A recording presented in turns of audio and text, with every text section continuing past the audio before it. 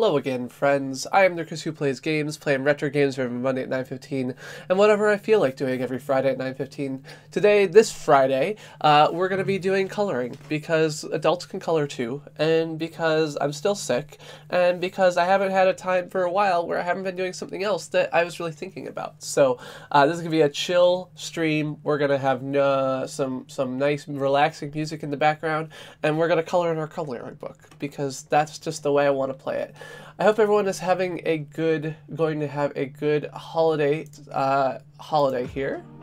I'm going to turn this down a little bit on my end and up a little bit over here. All right, there we go.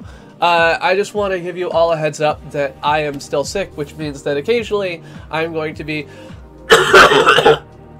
coughing like I'm dying, so I recommend being cautious with turning your music or headphones up too loud, because I cannot make my microphone any quieter than that, and it's really frustrating when you've got me coughing in your ears. So yeah.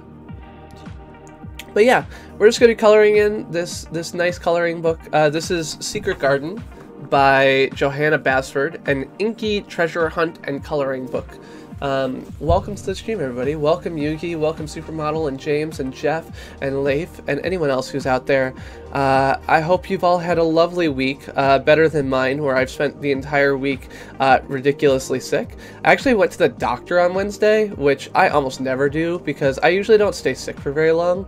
I'm usually sick for about 2 days and then I'm done, but after 5 days of having like a fever and cough and other stuff like that intermittently, I was like, okay, this has got to stop. Like, I've got to do something about this. So I went in and he looked at me and did a chest x-ray, made sure I didn't have pneumonia or anything else like that. Gave me some cough suppressant, which has helped, and basically told me, yeah, you're screwed, good luck, which is fine. Like, I've been getting better, and that's fine. I mostly just wanted to make sure it wasn't pneumonia, so I'm happy it wasn't, because pneumonia would suck even more, but yeah. Christmas is coming up. I am actually going to be going out, apparently, and buying a Christmas tree this weekend. I had not realized that Just planned on doing a tree still, so we didn't actually do one, but we're gonna buy a Christmas tree on the 3 days before Christmas, and we'll decorate it 2 days before Christmas, and that's just the way it is. So, oh, you can't even see the purple here. Like, I don't know, colors are so hard on these strings. I don't have, like, a good way to do good color, whatever. You'll notice more color as it gets filled in. But yeah, so I will be going out and buying a Christmas tree this weekend. Our living room has been slowly getting cleaned out. Jess has been working with someone who has helped her. By the way, these colors are not going to be realistic at all. There's not going to be any kind of rhyme or reason to it. It is literally just going to be that I'm going to pick whichever color fits my fancy, and I'm going to color it with it, because I don't even want to... Like, when I did one of these before, I was like, oh, I'm going to make, like, all these things different.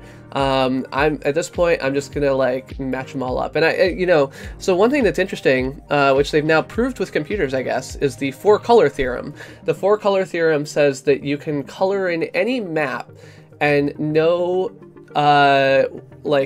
two countries will be the same, like will be touching, they're the same color, as long as you have 4 colors. If you have 4 different colors, you can color in any contiguous regions you want, and you will never have to use like 2 colors touching each other that are the same.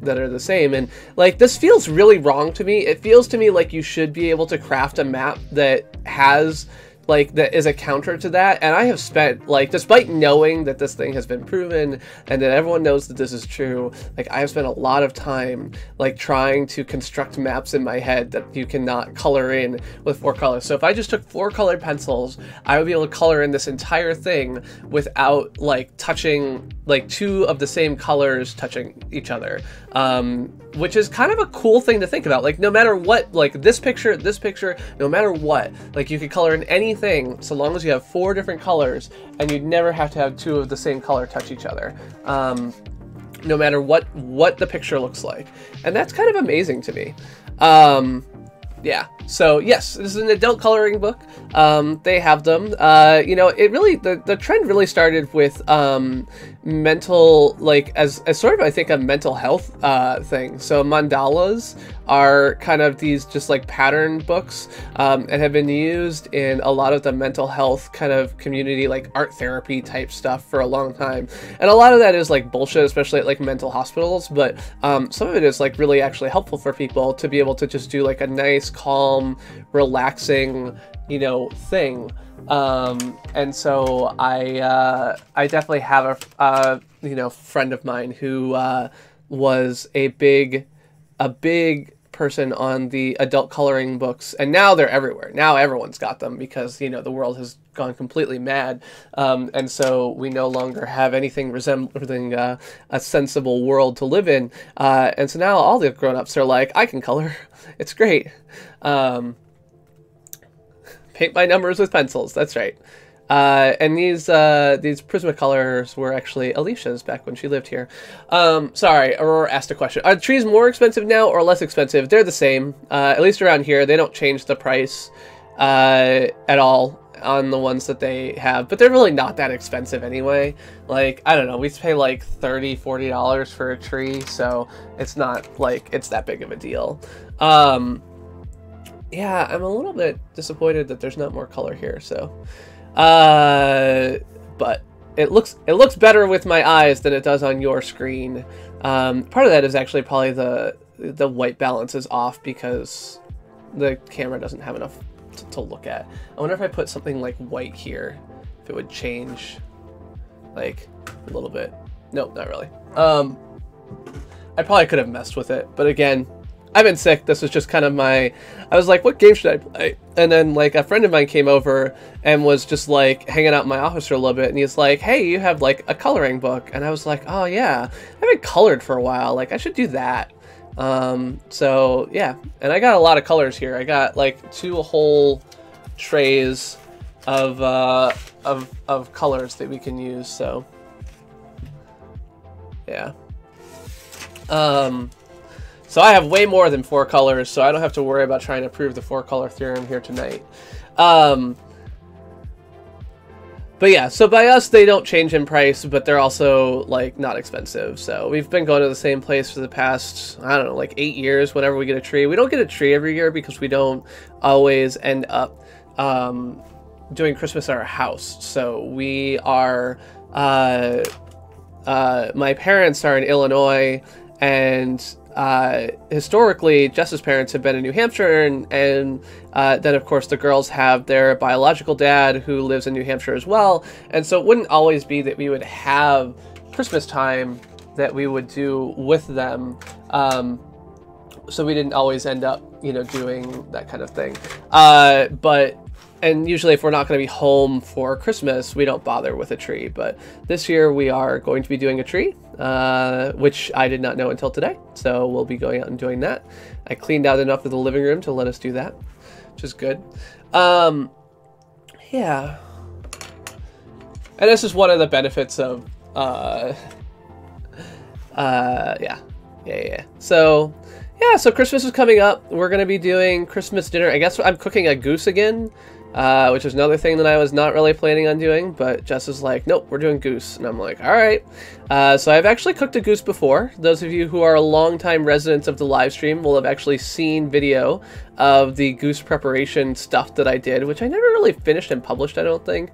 It's one of the things I want to do in the new year, is, you know, so I always make my passwords kind of admonitions to myself.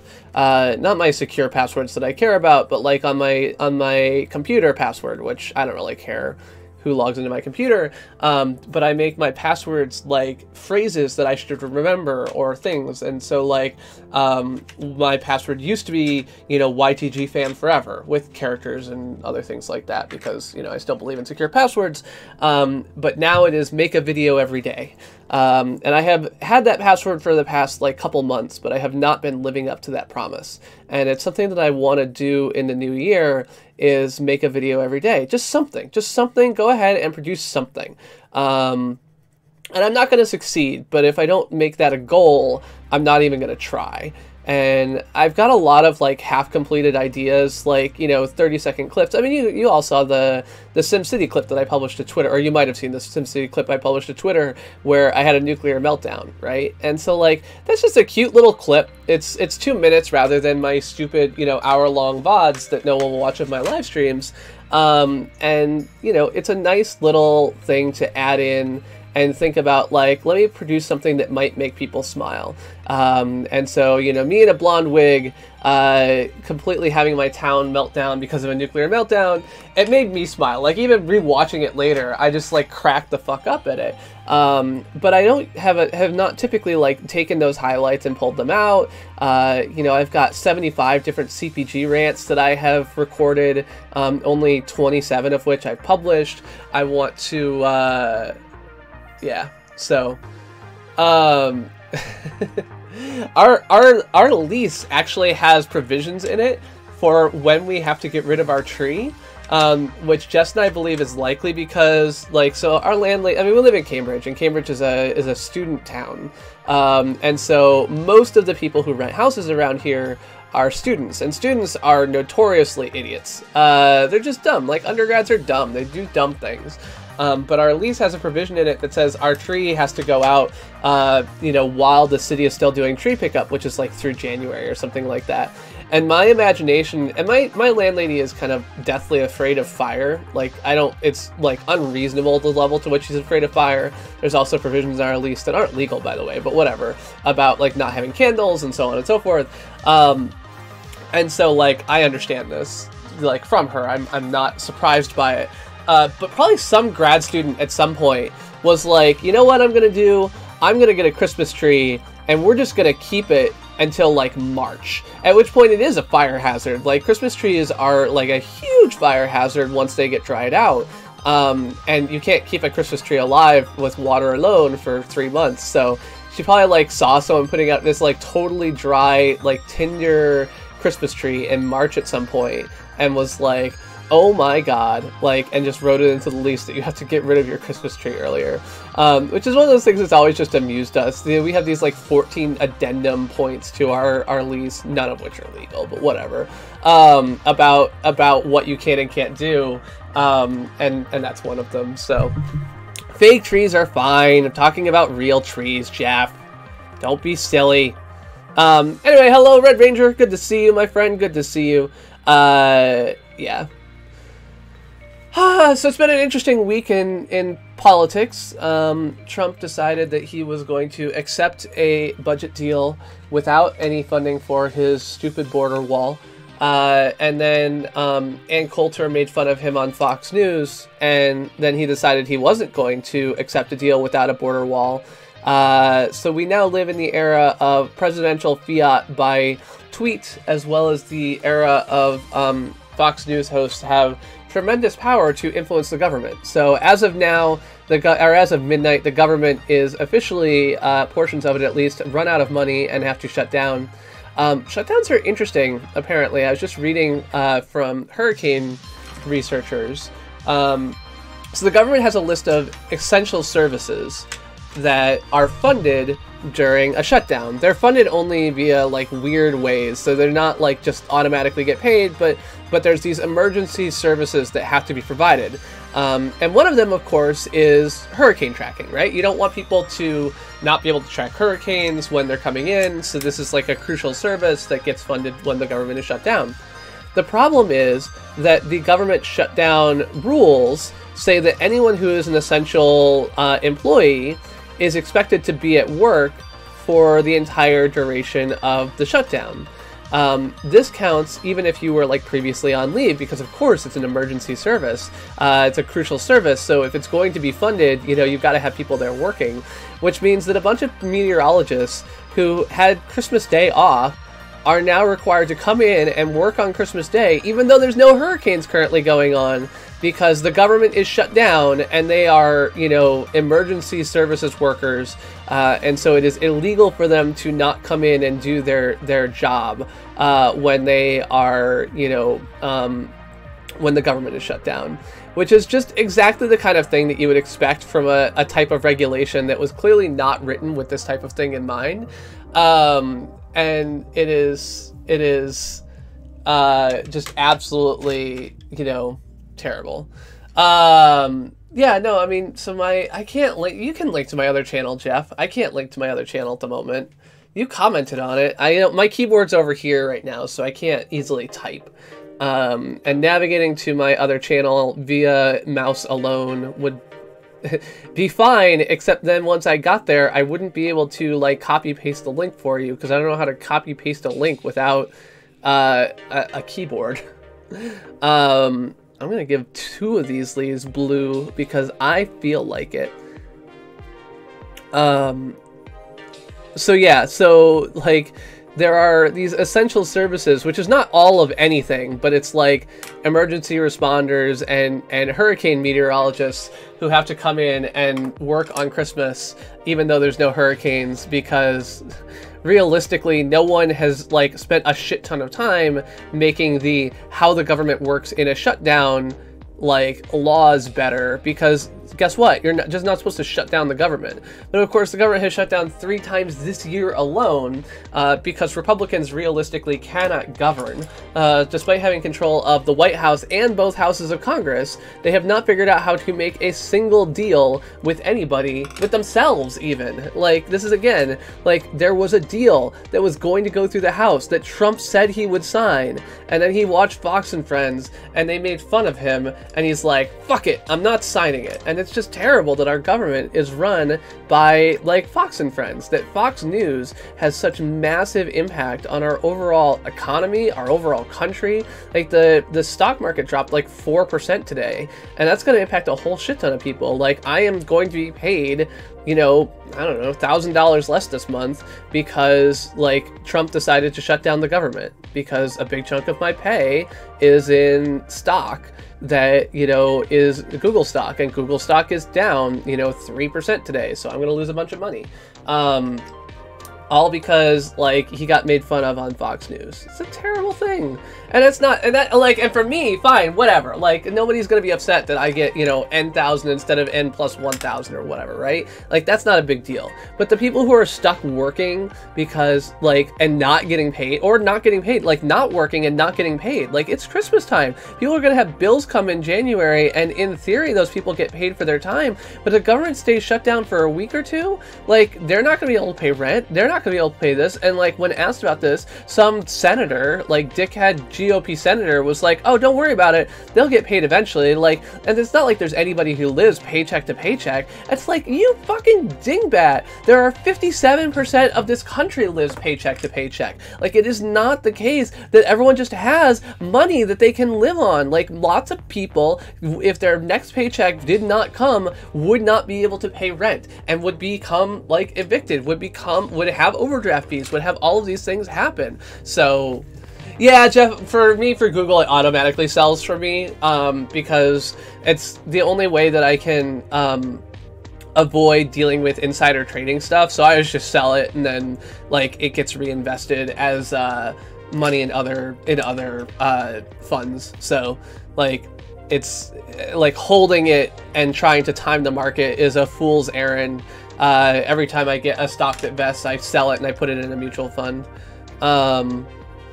Which, again, like, I am using this as an example because, like, I'm this tech worker, and tech workers are paid like significantly in non you know, direct money compensation, but it's clearly the most minor problems. It's just like the type of thing where, you know, Trump's entire claim is like, oh, I'm so good for the stock market. It's like, yeah, you're good for the stock market right up until you try and do something, at which point, good luck, fuck you, buddy.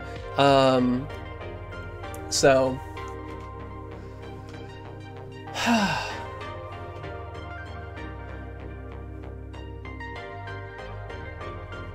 yeah, well, so the furlough parties are fine, but then they don't get paid. Like, or the idea, so government furlough, like, they get paid eventually. When the government reopens, they are paid for that back time, but it's about the in between. It's about the people living paycheck to paycheck. And also, hi, gaming lawyer.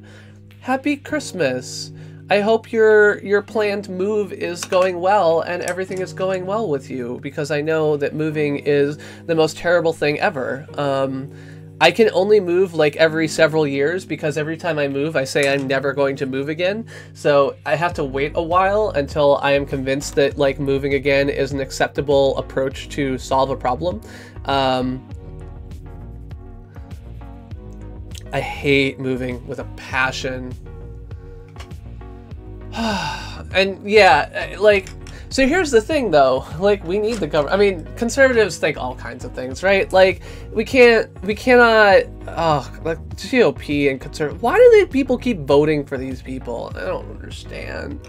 Like, people are good. Why do you want to hurt people? Like, we can afford to all live good lives. You would live a better life, my friend, Mr. Conservative voter, if you did not vote for Republicans. Like, you would have more services. You would have a better life. You would have lower taxes because you wouldn't be giving that money away to rich people. Like, it is atrocious that we give away billions and trillions of dollars in stock or in tax refunds to the wealthiest few assholes who like do not need it in the slightest, and punish the people at the bottom, relatively speaking. It's so sad, and it hurts me to see people who like realize that and are like, yeah, that's the approach that I want to take. Like, I'm cool with that.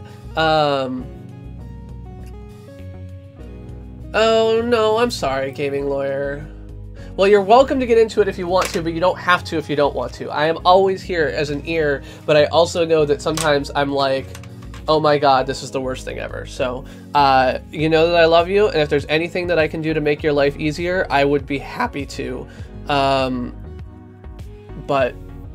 holidays and moving together sounds like my perfect version of hell. You know, there's the whole, like, The Good Place is a TV show on NBC, and you know, there's like the good place, which is heaven, and the bad place, which is hell. The form of torture for me, like the thing that would probably be my personal hell, would just be constantly moving. Like, every day I have to get up and pack the house again. That would be my hell. Hello, MWB, how's it going? That's right. Well, and I'm also sick. But I am taking advantage of this in part because I've been sick and I've been playing a bunch of games recently that have not allowed me to kind of just talk, and I've missed that. I've missed like having conversations. Well, realistically, I say having conversations, but mostly the conversations that I miss are the ones where I take the lead and get to talk about the things that I think, and nobody can interrupt me because I'm the only one with a video camera here. But I've missed having kind of the ability to talk about the things that I think. And it's not that I can't do it during my normal streams, but I've been playing like sim games and stuff like that, and it's very difficult for me to kind of expose that brain power on both sides. Oh, Jesus. Yeah, it is definitely the case that, like, the previous times we moved, I was lucky this time that I had recently started work at Google, and my salary, like, in the year before we moved last, went up. Like, I convinced Nokia to bump my salary by a lot, and then I convinced Nokia to bump my salary by a lot, and then I convinced Google that I made less money than I did, not intentionally, but just because they were not very good at reading my email, and they gave me even more money. So my salary went up by like 50% in a year, and thankfully that was the year that we moved, because I think I spent all of that 50% on moving by the time we were done, because like in Cambridge it meant that I had to like we had an extra apartment for a month, and we had an extra like moving. We were only moving like 3 blocks, and it still cost us, you know, a bunch of money to move all the furniture, and I like took weeks off of work to like a week off of work to go deal with shit. Like, it was hell. It was just hell. Moving is hell. Moving is hell. Moving is my personal hell in every sense of the word, and I totally get that. And yeah, and I'm not even thinking about like the environmental aspect of conservatives being like terrible fucking people. Conservative politicians being terrible people, because I don't think conservative humans are bad people, but I think the GOP politicians are, because I think that they are not willing to use their significant knowledge and critical thinking skills to think of how they can make the world better for everyone, but rather for the people that they care about. You know, going back to the point where they think that government workers should be paid less.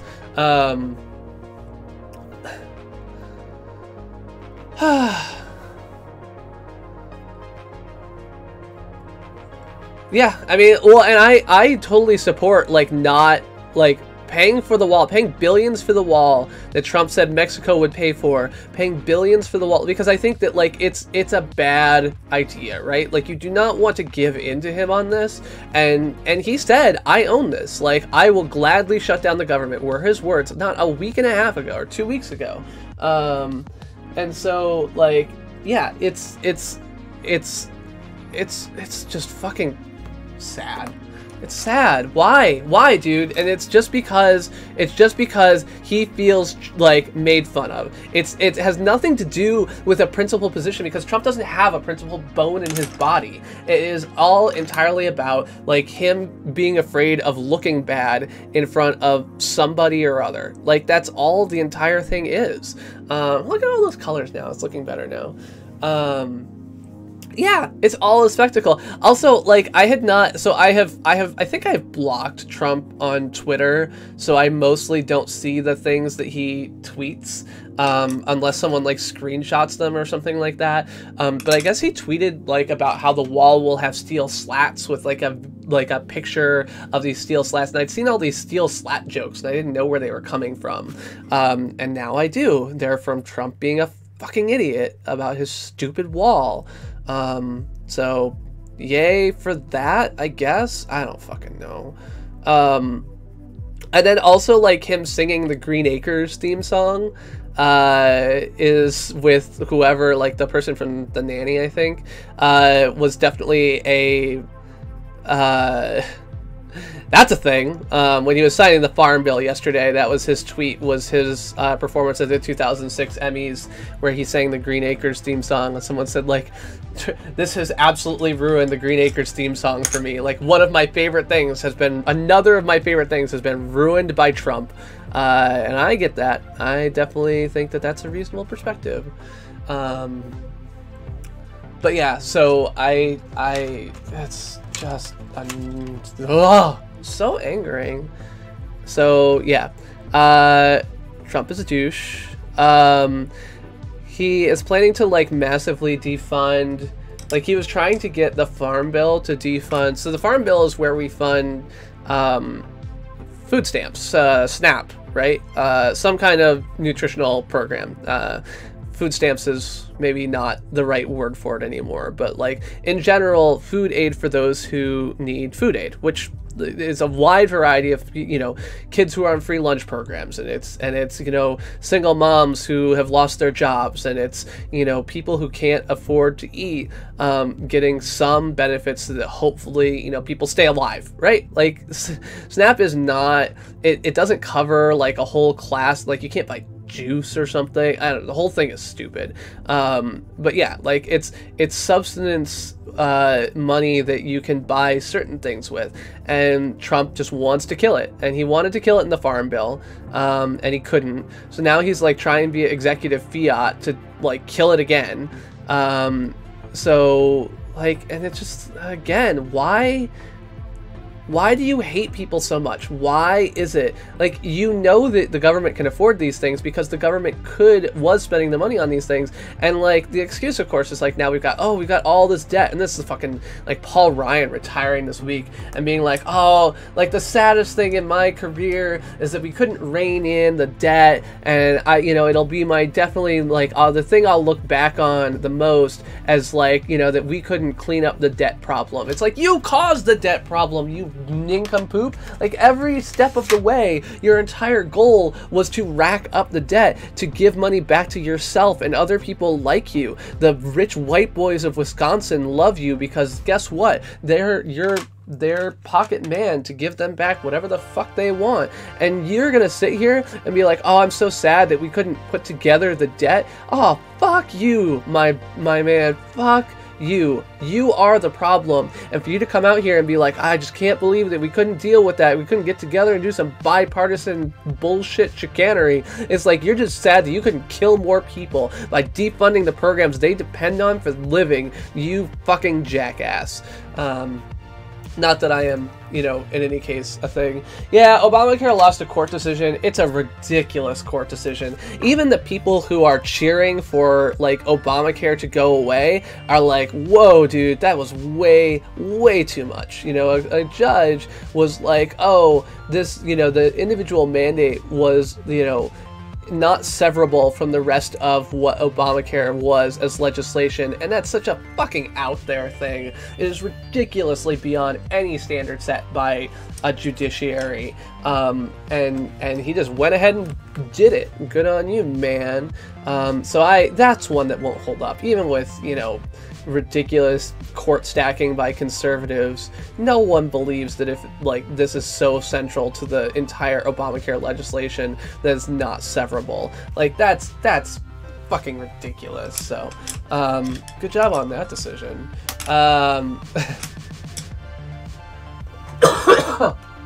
Sorry, again, the coughing is just going to be a continued feature of the stream tonight, so I apologize for all you headphone wearers. I will try not to cough directly into your ears, but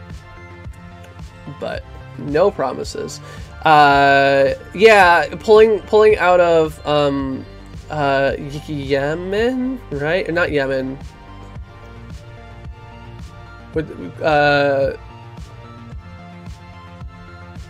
Yeah. Oh, yeah, so, well, they sort of did, right? Like, by, yeah, because they were like, well, you can't have, oh, because they repealed the individual mandate, right? And then once they repealed the individual mandate, like, it was no longer, go away, teammate. I need to uninstall that software. Every, like, hour it pops up and it's like, hey, you've got this software installed. It's like, dude, I know, but I never actually got it to work, so it's not doing anything. Like, it's just there, telling me that I have the freeware version every goddamn hour I'm on this computer. Yeah, so, like, they made they took away the individual mandate, and then the judge is like, oh, with no individual mandate, like, this isn't, I don't know, I didn't follow, it was a complex thing, and because it was so wrong, it was actually hard to find anyone, like, commenting on what exactly it was trying to say in any meaningful way, because every lawyer who was looking at it was like, what are you doing? They're just, like, screaming in their heads, like, what is this judge doing? Like, he is destroying, like, the enforceability of every contract on the planet in order to serve his little, like, Obamacare fiefdom. And also was explicitly asked by both parties, the plaintiffs and the defendants, to not announce until after the open enrollment period, so as to not inhibit, like, people enrolling in Obamacare, and, like, was like, nope, I'm doing my thing, like, I'm gonna go out there and announce it now, on, like, the Friday before open enrollment closes, when everyone knows that everyone waits till the last minute to register for insurance. So, like, he's intentionally and explicitly ignoring the requests of both plaintiff and defendant, in order to, like, screw people who would otherwise register for insurance. Yeah, yeah. Okay, Syria, sorry, not Yemen. Yemen was the other thing they were trying to pass through Congress, right? They were trying to add a thing in Congress to pull out of Yemen, and then they didn't. So now we're pulling out of Syria instead, and everyone... Well, and then Mattis is retiring, which seems like it may be directly... At least the timing makes it seem like it's pretty directly related to that. And I saw he wrote... couldn't read his whole thing, because it's like, Mr. President, it's so nice to work with you, but I disagree with you on the fact that we're all fucked. Because you keep screwing over our allies and wanting to leave them and not listening to me when I say this is a terrible fucking idea from a national security perspective, and I can't agree with you on these things. And it's like, yeah, I can understand how you would not be able to agree with him on these things, but so he's retiring, and the timing certainly makes it seem like there might be some relationship between that and the decision to leave Syria. I mean, Mattis is always... And Mattis was one of the people that, you know, I did my ranking of... It'd be funny to go back to that now. My ranking of Trump officials from, like, most... Trump cabinet officials from, like, most to least terrifying. You know, what was the worst and best parts about them. And Mattis is one that I think... You know, I had some disagreements with people in the chat at the time, but was one of the ones that I said, he's... You know, he's not gonna do the things that I like. He's not gonna be a person I'm gonna agree with. but he is going to be a person who has principles and is going to stand for them and has experience in the field that he's working in. And Donald Trump hiring, you know, his comment that he hires the best people is the most ridiculous comment he's ever made, because he hires pretty much the worst people for every job.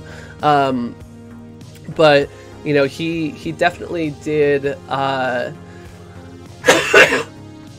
sorry. Mattis is one of the people who at least had some knowledge of what he was getting into. It's still weird to hire like a military man as the head of the Department of Defense to be, you know, a civilian cabinet official.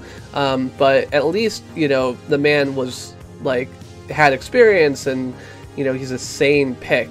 Not the right pick, but a sane pick. Yeah.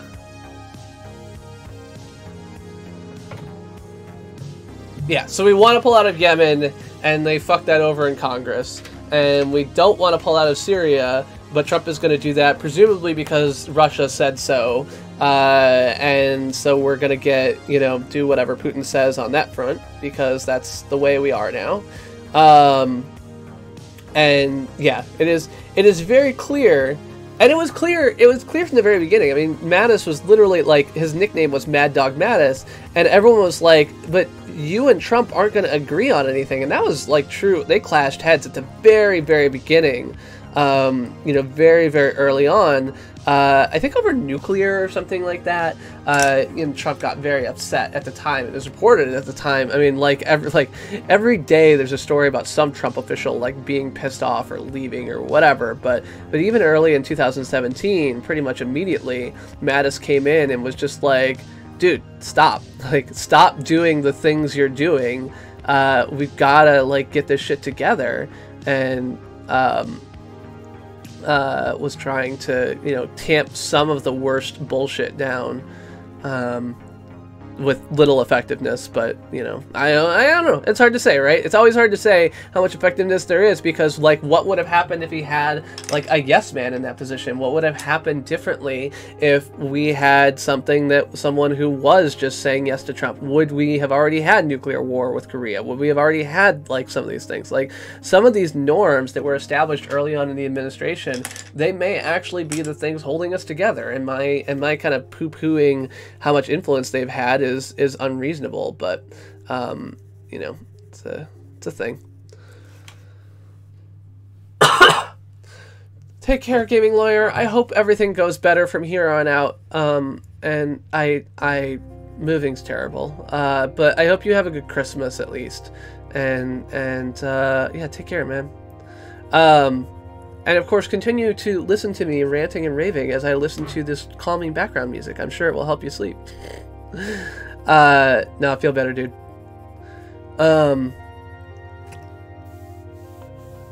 Yeah.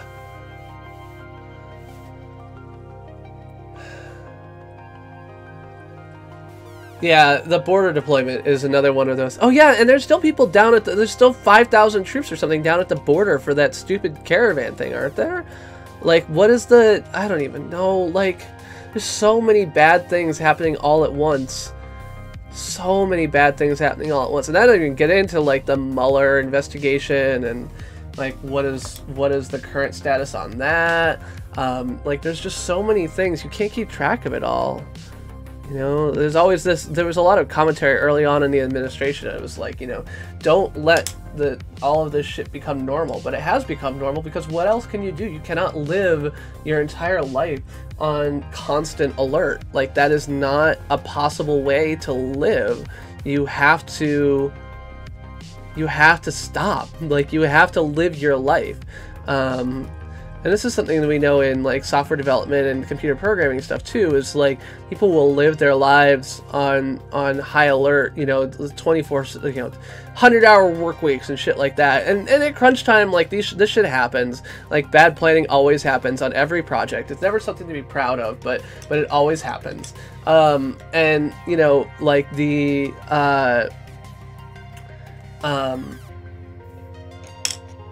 but it doesn't work for long. Like after a week of that shit, you're exhausted, you're burned out. Like you have adrenaline for a little while, but after a little while, like you're burned out and you cannot do it all the time. And like for the first year, I feel like I definitely had a lot of that energy to like fight and push and shout and scream and whatever. And now I'm just like, nah, block Trump, like don't listen to him. Like whatever's gonna happen is gonna happen, and I should fight the things that I can. You know, I'm part of the local DSA now, which, oh god, I'm talking about it in a minute. And like doing a bunch of, you know, local advocacy for municipal broadband and like trying to do what I can to improve the world. You know, pushing back on net neutrality abuses that I see and commenting on things on Twitter and Facebook and so on and so forth, bringing these things to people's attention. But at the same time, I don't think that I can, like, I can't deal with all of the national shit all the time. Like, I'm focusing local instead, and I think that's better. I do need to do more volunteering. It always makes me feel really good when I do volunteer, but like getting it set up is always so annoying, so I just don't do nearly enough of that. So, hello, Celso. I did see that, Emily, so I'll check that out later. There will not be a, no, there won't be a Christmas Eve stream, which would be on Monday, and on Christmas Day itself, maybe, we'll see. I'm going to be doing some driving. I don't know. Probably not. I think next week we should expect no particular streams. But Friday I might stream. Today's the, yeah, Friday I might stream, but probably not Monday. I'll try and get like things up early, so if you have time to check YouTube or whatever, you can check out my channel and see if I have something upcoming. So if I do decide to stream, I'll schedule something a day ahead of time. Part of it is that, like, I don't actually know what I want to stream at the moment, and I kind of want to limit the streaming to things where I'm more engaged and excited about something than I have been. You know, I've kind of just been using streaming. For a long time, streaming was, like, a great reward in and of itself, because there was always enough people here that I always had someone to talk to and stuff like that. And lately, I've been feeling less like that, and it's more like a challenge to myself to think up things to stream that are going to be interesting to other people, that are going to let me talk, that are going to let me do all these other things. And like, I just want to sit down and play Overwatch instead. And realistically, I know that most people here don't want to just watch me play Overwatch, because it's boring, because I can't really talk about the game or about anything else at the same time. Just because I can't, like, it requires big brains more than that. So I don't know, I'm just trying to rethink this all, and then like I'm still trying to figure out if I'm going to take the next level of German class, which would interfere with my Monday streams anyway, and I want to get to making a video every day, which means I want to spend more time on doing other creative stuff, so on and so forth. So yeah, I don't know, we're coming into the new year, and I'm coming into rethinking, you know, how things are gonna go. So I don't know, we'll see. I really have so Life is Strange is too talky. Like, I've played through a bunch of Life is Strange, but there's too much of other people talking, which doesn't really work well with my desired style of streaming, where I do all the talking. So narrative-based games like that are kind of, like, I enjoy Life is Strange, I enjoy the gameplay and the story, but the point of Life is Strange is the story, and that gets in the way. I have thought about doing interviews, right? Like more... Sorry, I need to get my back is getting icky. Doing more story-based or interview-based, like to have a second person on stream more often, because I feel like having a co-host is what makes podcasts and radio and other stuff like that good. And so I've considered just, like, you know, once every week or once every 2 weeks rather, you know, invite a co-host on who's going to kind of talk to me about something or other, or just chat, right? Like, just be a second person in chat. But it's hard to do that when kind of playing a single player video game, because, like, what's their motivation to be there with me? Like, I don't know what it would be for them. So that's a hard thing to think about. Yeah, well, you can link it, dude. You should know how to do this, right? Oh, apparently my music ran out.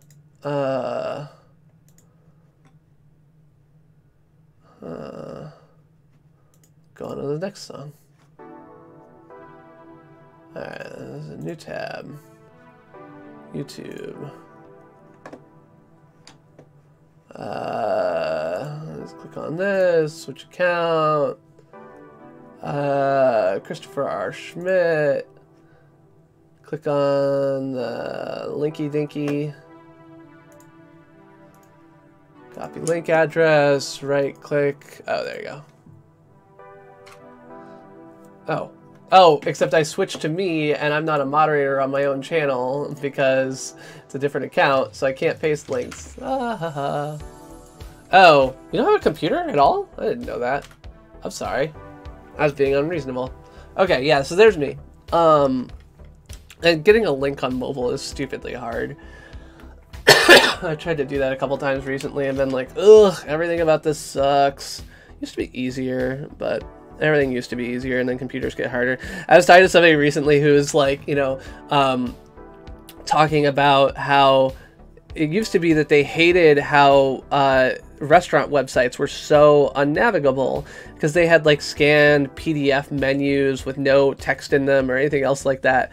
And they're like, but now the rest of the web has gotten so bad that like restaurants that just have a scanned PDF that don't have like 18 layers of interactive JavaScript they try and throw at you is actually the best case scenario. Like if I can just get a PDF of the menu, like that's great, and I don't have to worry about it. Yeah, so that's another problem that I have is I don't actually know where I want to put content. So some of it depends on like what kind of content it is, right? Like a highlight from my gaming stream is obviously reasonable CPG content, but then I have to think about, I don't know, I just have so much stuff to think about. But at the moment, my goal is just to like get stuff together and publish it somewhere. Like just start really putting together something that I'm comfortable sharing with some audience and getting it out there so people see it. And then seeing what people pick up on, right? Like I would not have expected my Family Tracker discussion video to be like so long lasting in views. Like it still gets like 100 views a week, which is more than like all of the rest of like any other video gets at all. And so for me, it's definitely a thing. And I can't usually co-host Brad on Mondays, although I could do it on Fridays because he works. And I think Brad enjoys playing golf and chatting with me, but I don't think Brad would enjoy just sitting and being a co-host most of the time. And even if he would, like, I don't want it to always be the same person because, you know, I want to bring in different topics, different conversations, you know?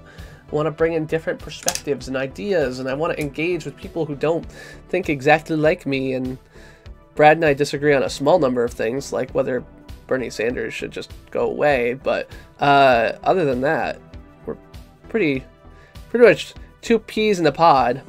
Brad's actually back in the States at the moment. I was thinking about going and visiting him, and now I'm sick, and I'm probably not gonna. 'Cause I was gonna fly to where he is and be like, Internet celebrity Brad Pritchard, I am your friend, the Chris who plays games. Without my hat, probably.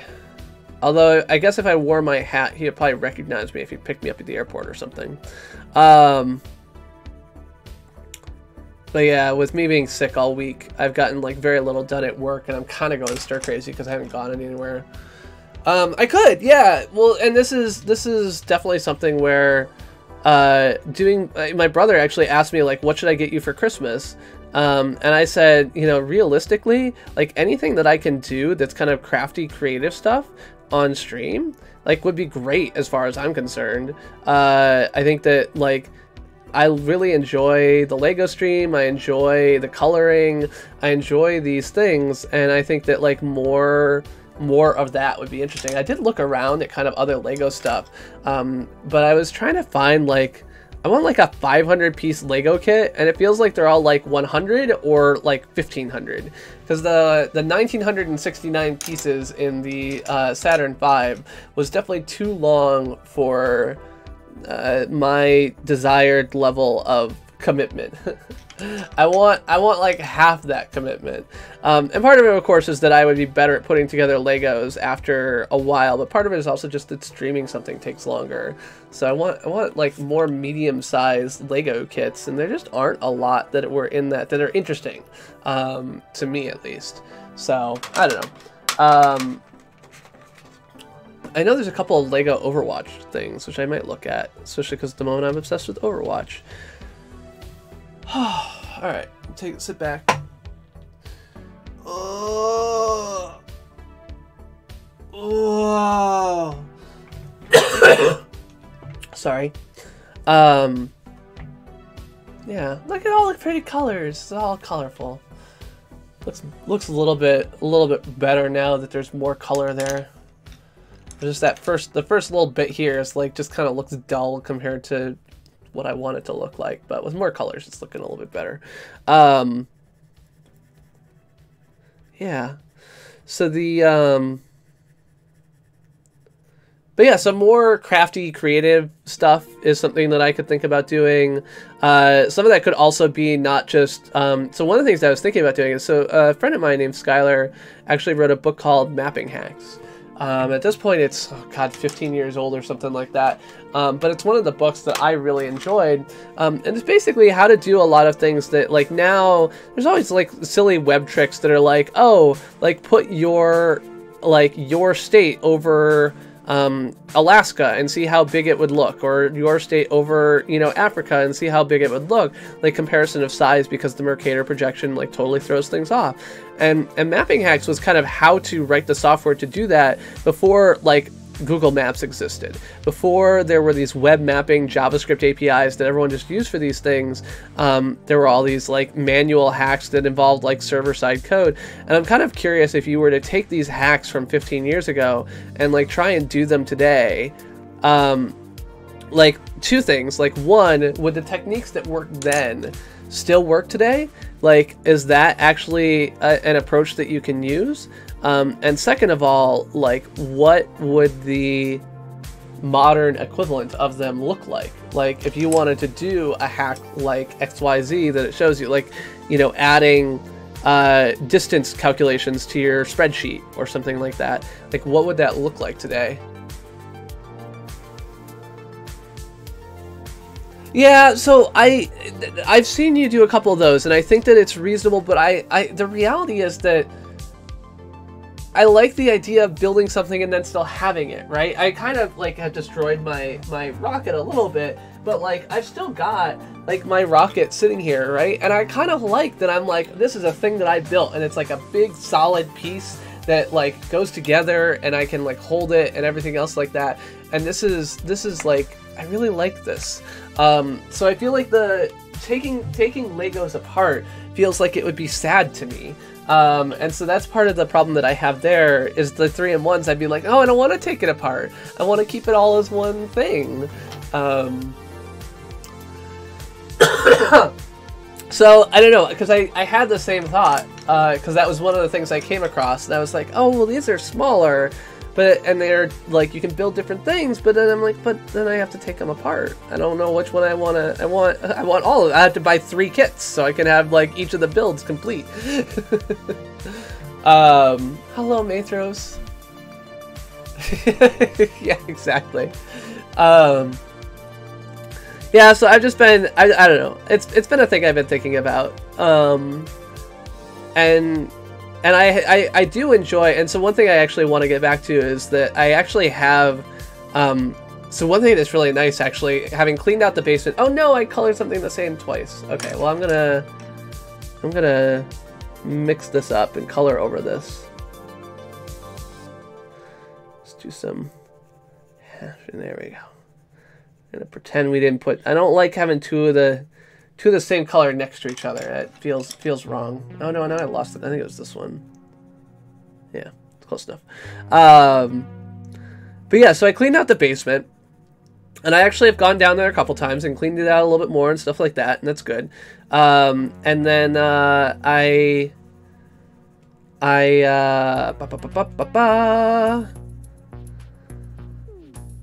I left the lights set up down there, which is great because the basement was always so like dark and gross before, and now I've got like two big fluorescent lights with like lighting umbrellas behind them, not umbrellas but reflectors behind them, and then like another light, and I've got the big powerful LED light that I got from alley, and all these things, and I'm like, oh, it's great. Like, I can have so much light in the basement now that it no longer feels creepy, which is good in a couple ways. Like, one, it means I can actually find shit in the basement, which is awesome. Like, I found all of our Christmas stuff, which before would have been a pain in the butt because I just sorted through it all and I cleaned out the basement, and I've got all those lights down there so I can actually see where I put things away. But two, I've still got that like the black backdrop set back down there, although I had to shift it slightly. And I can like actually sit down, and I need to get my camera and everything set up to record, but like I can do like just a black background headshot type of recording deal, and that's one thing I want to do as well, is like do more recording down there, which is not like with this, you know, couch backdrop behind me. And I know it's stupid to worry about these things, but like it's a thing that I think about, and I really want to build myself like a better backdrop. There's not really enough space for me to do it where I have it right now, so I may have to move the table around so I can get a little bit more space behind me that's still like backed by black. The other option would be to actually like organize enough that I have one of those one of the brick walls behind me and just use that, because the brick walls actually kind of provide a kind of neat like backdrop as well. Like that was what we had, you know, when we were cleaning out, rather than when I was doing the Lego build, and it was definitely like it provided a like a visually interesting backdrop. And then I could like build up like a set of shelves of consoles in front of like old consoles that I have in front of it, or something else depending on like what my goal is. Like I have a bunch of maps that I can hang, I don't know, like I like build myself a set, because all good YouTubers have sets. I mean, it's stupid. Like, again, I'm worrying about these like big YouTuber things, but they're like the things that I enjoy thinking about, is like how to build myself this little like environment that I feel at home in, that I can use. And I used to be really worried about how cold it got in the basement,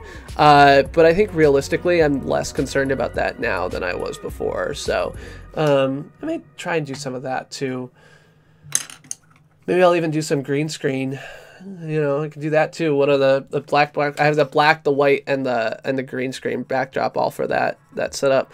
I do have the problem that I can't really do standing shots there because the ceiling is so low that I can't actually get a picture of me without getting like the ceiling in the picture. I'd have to like squat or something if I wanted to do that. So, but like sitting news desk style or something like that I could do.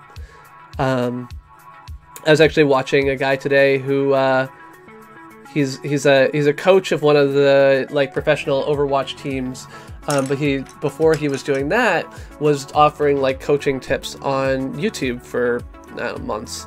Oh, thanks, Mike on the Fly. Merry Christmas to you. Thank you so much. Yeah, the basement's great in the summer. No, it totally is. And it's quieter down there, and I don't have to worry about keeping people awake as much, and like overall it's just a happier experience. So definitely happy about that idea. So yeah,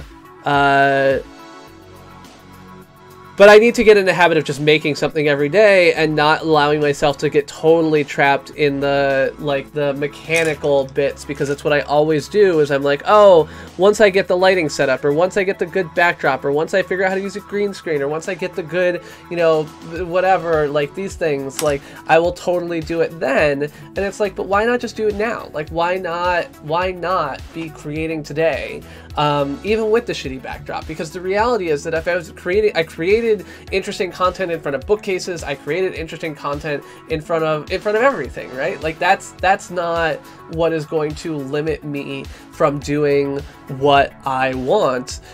So I should not like allow myself to spend all of my time waiting for the perfect like video idea and backdrop and everything to arrive. I should instead be putting out there the things that I've done. Like I think the green screen video that I did where I was like looking at myself and there was a picture picture of myself behind me because I had 2 different camera angles set up, and I had like a green screen behind me that like created a portal through to me.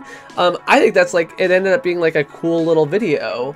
But it's one that like almost no people have ever seen because I just never like shared it with anybody. I think I ended up sharing it on Twitter later, or like my Connect 360 experiments, right? And so like this is something that I just did, which I have not published because I keep thinking like, oh, I should do a better version of this.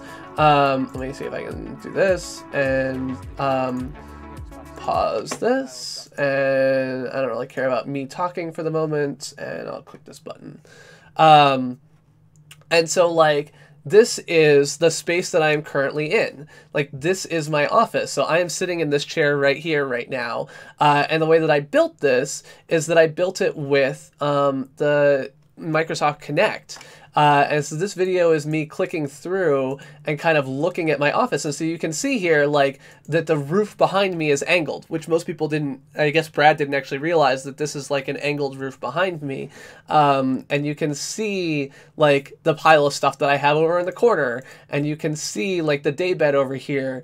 And you can see, and so there's a whole video going through this that I have not shared because I just like, I'm like, oh, I should do a better version of this video. Like I should clean out my office first. But this is actually like a really cool video that demonstrates like a neat thing that I've done. And like, I have not actually shared it more like publicly.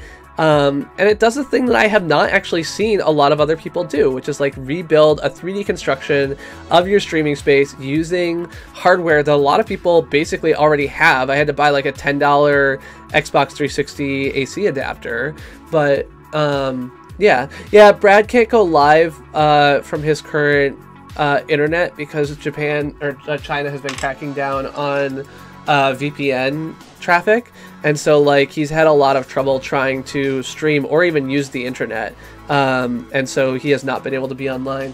Maybe he'll try again in the new year. At the moment he's traveling, so that wouldn't be the case, but he and I did a golf stream a little while back. So we were doing golf 2 weeks ago, so he streamed with me on that night, but yeah, he has not been around online as much. I've been keeping up with him via like Discord or via Twitter DMs because I miss my Brad. So yeah, so like the Kinect experiment is a great example of a video that probably I should have just published it as is. I should have just like been like, okay, here's the thing. Or I did like a video review of my, you know, hotel at the plaza in San Francisco, which was like this dumpy rundown place, and like made jokes about the fact that you had to go into just like a random hotel room in order to get breakfast and like all this stuff. And I thought it was like a cute little video, and I shared it with people, but I shared it individually, and rather than, you know, sharing it more broadly. And there's not really any reason that I shouldn't have made it more broad. Like, it's fine. Sorry again.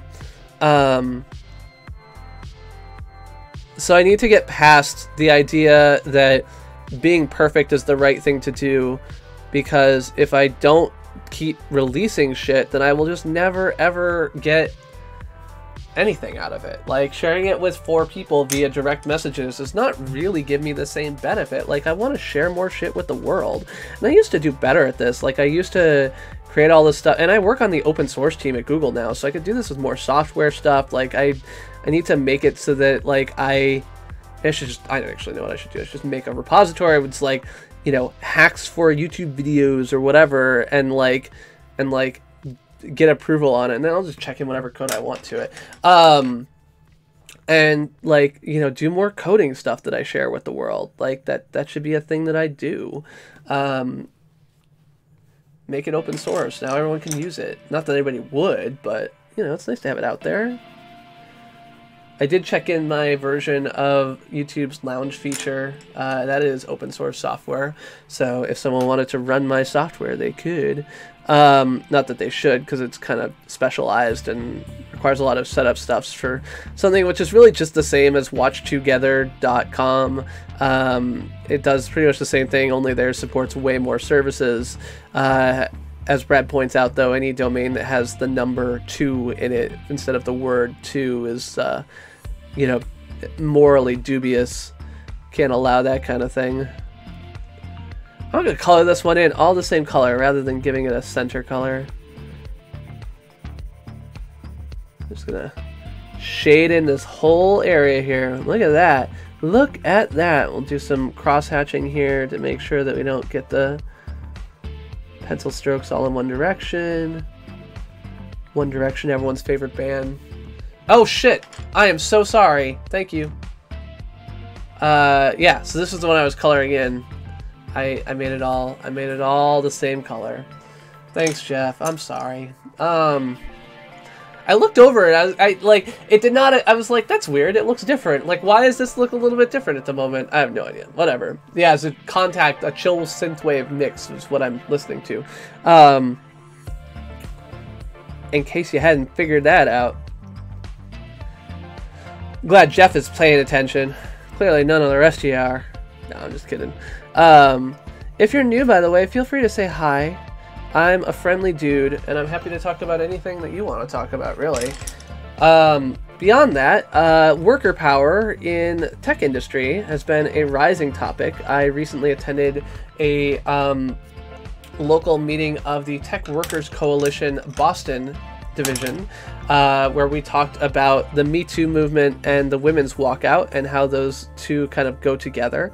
So I have been, as part of my opening wokeness to the idea of tech workers basically being labor the same way as anywhere else, I've, you know, over the past 3 years become more friendly towards unions. I have become more friendly towards the idea of worker power, become more friendly towards the idea of socialism in general, and as a result, it's fine. I'm just giving people crap.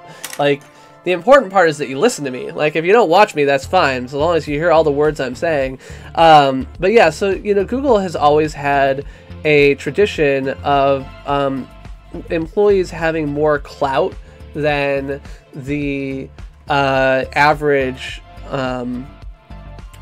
employer. Like, you know, employees get listened to more and are encouraged to speak up more. There's an internal culture that encourages dissent and, you know, tells people that, like, all of our problems are our problems together, that we should all put the users first, that we should, you know, concentrate on all of these things.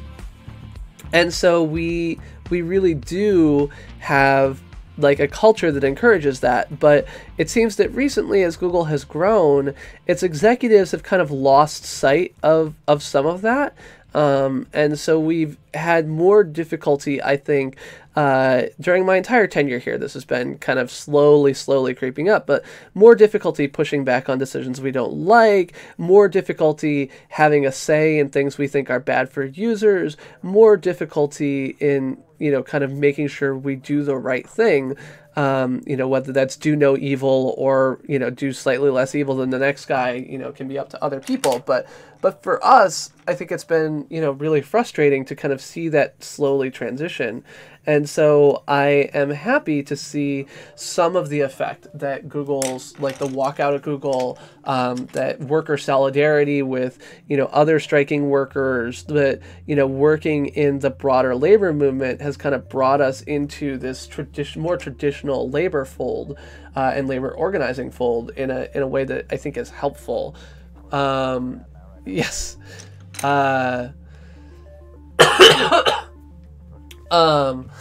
ILR. I don't know what ILR is. Zack Skywalker. I am power hungry. I'm not just power hungry. Like, the entire purpose here is for me to be the sole important thing in the world. Don't you know? No, I'm just kidding. I'm talking shit. I do like to be the center of attention in general, but mostly I want to make sure that people who are here are enjoying themselves, and that's like, it makes me feel better when people are like, this is a thing that I like to tune into because you say interesting things, or we talk about interesting things, or I meet interesting people. I care less about me being the person who says them than I do about people being happy to be here. And I know that that's not always clear because I make jokes that are a little bit silly, but anyway, it's good to see you, Zach. It is. Oh, IRL. Yeah, so one of the things that I always get upset about when I do these streams is that, like, YouTube has these weird high-level categories, right? Like, they've got, like, 7 or 11 high-level categories that are, like, I don't know, like, you know, entertainment and, like, culture and, like, people and blogs or whatever, and they're terrible. Like, I'm pretty sure they've never changed in the entire time that I have used YouTube, which has been since like 2007. Like, they just have these like 10 or 11 categories. Now of course, YouTube does have tags, right? So you could search by things on a tag, which is actually, I've been amazed at how, like, kind of rudimentary Twitch's, like, overall creative stuff is that it's like this weird kind of, like, I don't know. It's hard for me to understand. My opinions are my own and not those of my employer. It was difficult for me to understand kind of how to categorize stuff. Like, you pick the creative game, which is okay, fine. I mean, the creative game, and then everything's in that. But then, like, they're broken down based on, like, these communities that you just put as many of them in as you want. And it's kind of like a sorry. And it's kind of like more of a free-for-all. They're not like they're not like a directory of things, but because people use it consistently, it ends up being a directory. And there's no reason that people couldn't use tags consistently on YouTube as well, but because there's no UI that exposes it, and well, you've talked about this many times, I feel like there should be, that, like, it doesn't get grouped that way. So gaming has always had this property that because games have, like, an innumerable list, both Twitch and YouTube attempt to keep an up-to-date list. One of them probably does better than the other. I don't know which. And so you've always got this, like, core list of things that people can pick from a drop-down. And creative obviously doesn't have that idea. You don't want to limit people to specific creative things. You want to allow them to experiment. So I used 2 different colors there, but it's barely visible. I'll just leave it. It's fine. Not everything has to be different. It's fine. And so, like, in creative, I feel like you don't have kind of the same restrictions, but you use it the same way. And if YouTube had a UI, and I think that this is one of the things that made, like, YouTube gaming so important for growing YouTube's overall live streaming community, is before YouTube gaming existed, people didn't realize that people played games live on YouTube because it wasn't easy to find. Like, the live page just kind of sucks. But the live page doesn't have, like, categories of games, or it had, like, gaming, but it was, like, overall things. You could only see the top, like, 100 or 200 streams, and you had to, like, click through 4 times to see it. And it was just, like, it was hard. And then they introduced YouTube, like, gaming.youtube.com, and suddenly, like, people are like, oh, people live stream on YouTube? And it's like, it just has grown up so much. Like, it used to be that, like, if there were 100 people streaming a single game, it would be like this revelation. Like, it was amazing. Like, it happened, like, one game, you know, in the first 6 months of YouTube gaming had that happen. And now there's, like, 4,000 people streaming Fortnite at any given time, 700 people streaming Minecraft at any given time. It's been, like, so that's awesome. Like, so many different things at any given time that, and I think that it's grown specifically because there's a directory, and I think that, like, YouTube should, like, at the very least, if nothing else, like, just group your live streams by the 11 stupid categories that YouTube has and allow people to browse those. Like, just get people thinking about the fact that YouTube streaming can do other things, which people just don't think about it. Like, people, like, and part of this is Twitch's overly overly patriarchal like culture where if you don't have the right tag, people have been afraid to stream because Twitch would like ban you for it. Like I've had people say like, I didn't know you could stream art on YouTube. Like, how are you supposed to do that? You can't pick art in the drop down. And I'm like, but that's not like, you can stream anything on YouTube. It doesn't matter if it's in the drop down or not. You can stream, you know, police riots. Like there's no police riots drop down on Twitch, but you can do that here. And it always made me sad that like Twitch had influenced the culture so much that people think that you need permission to be able to stream like a specific thing. Yeah, but still, Orcast, right? Like, there's 20 games at any given time that have 100 people streaming.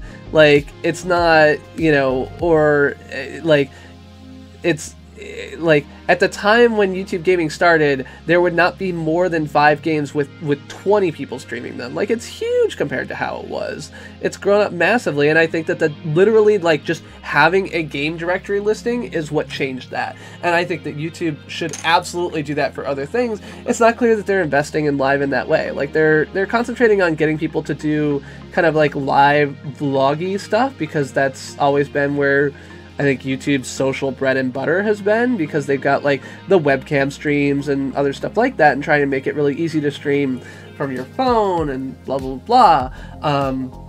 Which I think has at least raised the idea that you can do, you know, IRL quote unquote streams.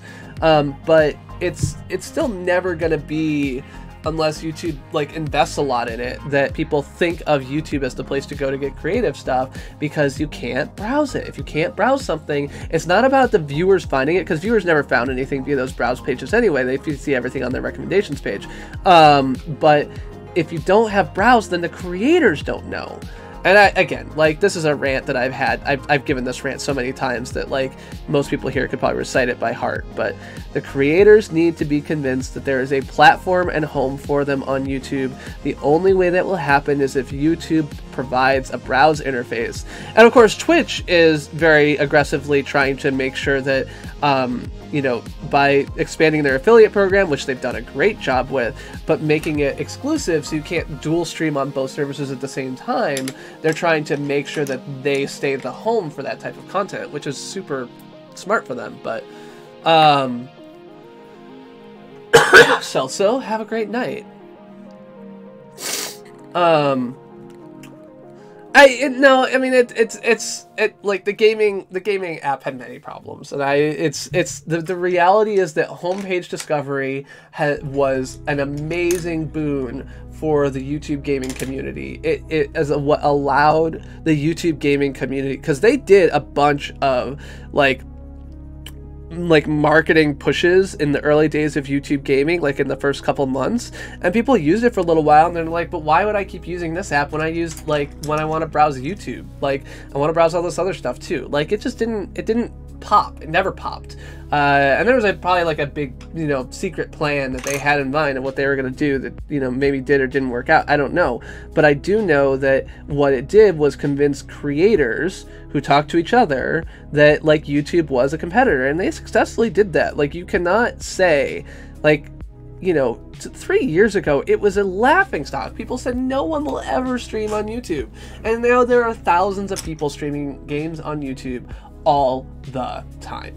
And regardless of how much more successful you think it could have been, and I'm not going to argue that, like, you know, this is the pinnacle of success and that it could or couldn't have been more, I think that it is absolutely the case that it exceeded beyond the wildest dreams of many of the naysayers when it launched.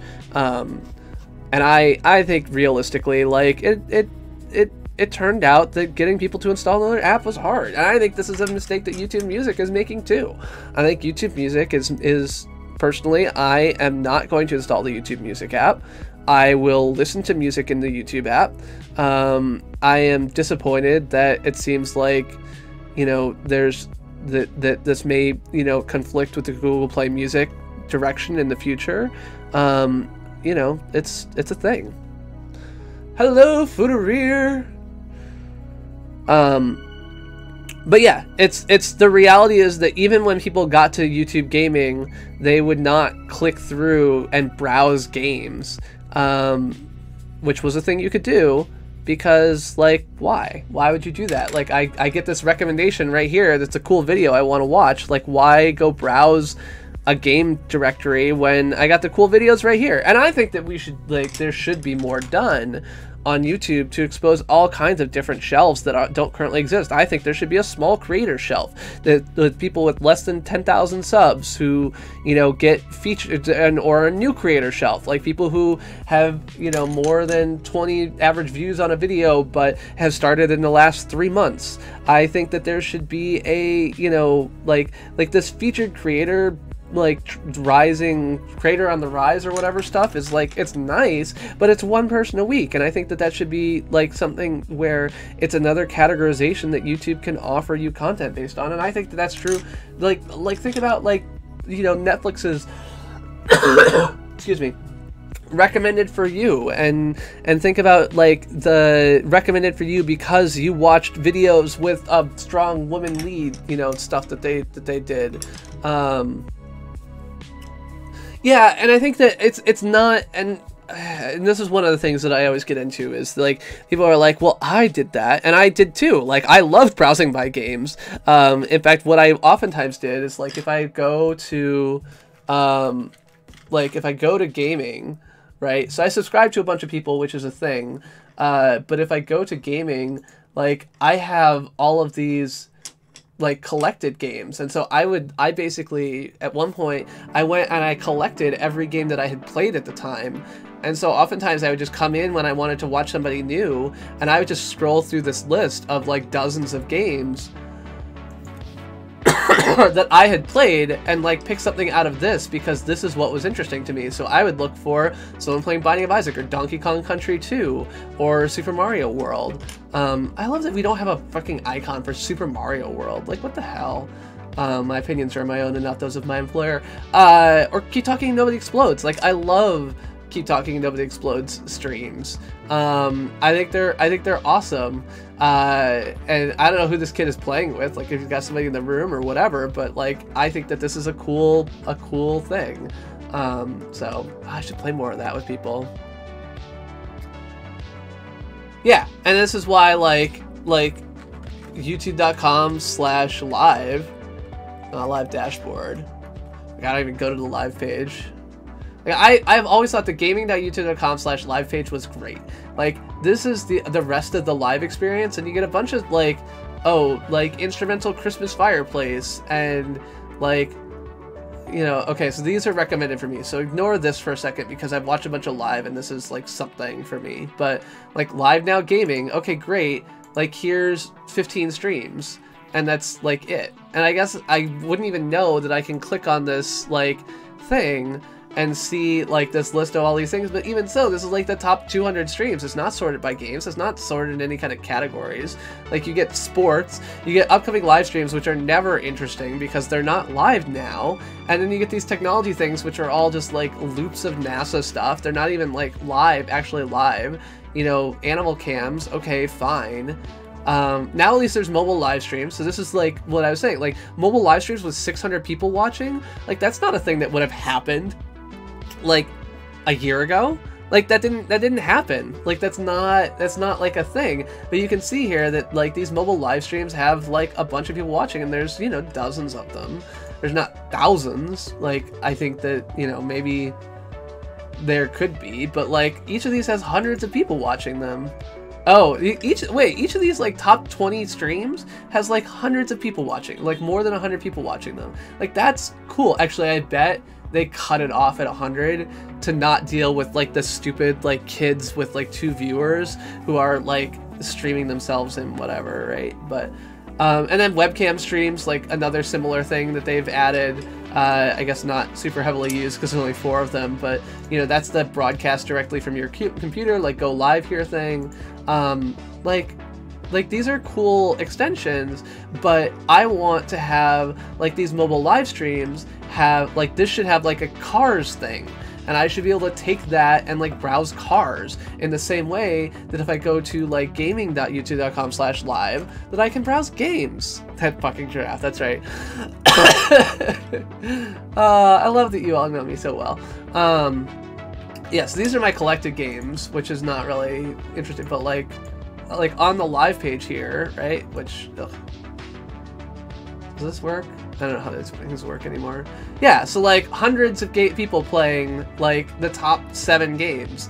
Like it would be amazing to have one game with 100 people playing them. But yeah, so you got like, you know, a bunch of games here, and I wish this list kept going down so you could keep scrolling and scrolling and scrolling so you could see all these games out here and do it. And then I think you should do the same thing for other content on YouTube. It should say like arts and creative and like whatever, and they should be categorized via magic machine learning in this, and put them in categories, and maybe it'll work and maybe it won't. I don't know, but like that's a thing that I think should be done.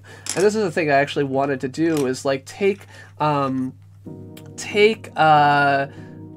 descriptions, podcast descriptions, and use them to train a model about what text looks like. So like podcasts are categorized in a much more deep, like nuanced thing that has like 80 categories on iTunes or something like that. And so instead of like the 11 stupid categories that YouTube has, you know, use like 80 categories that iTunes podcasts have, and train a model off of that and see if you run YouTube descriptions and titles through it, does it produce anything interesting?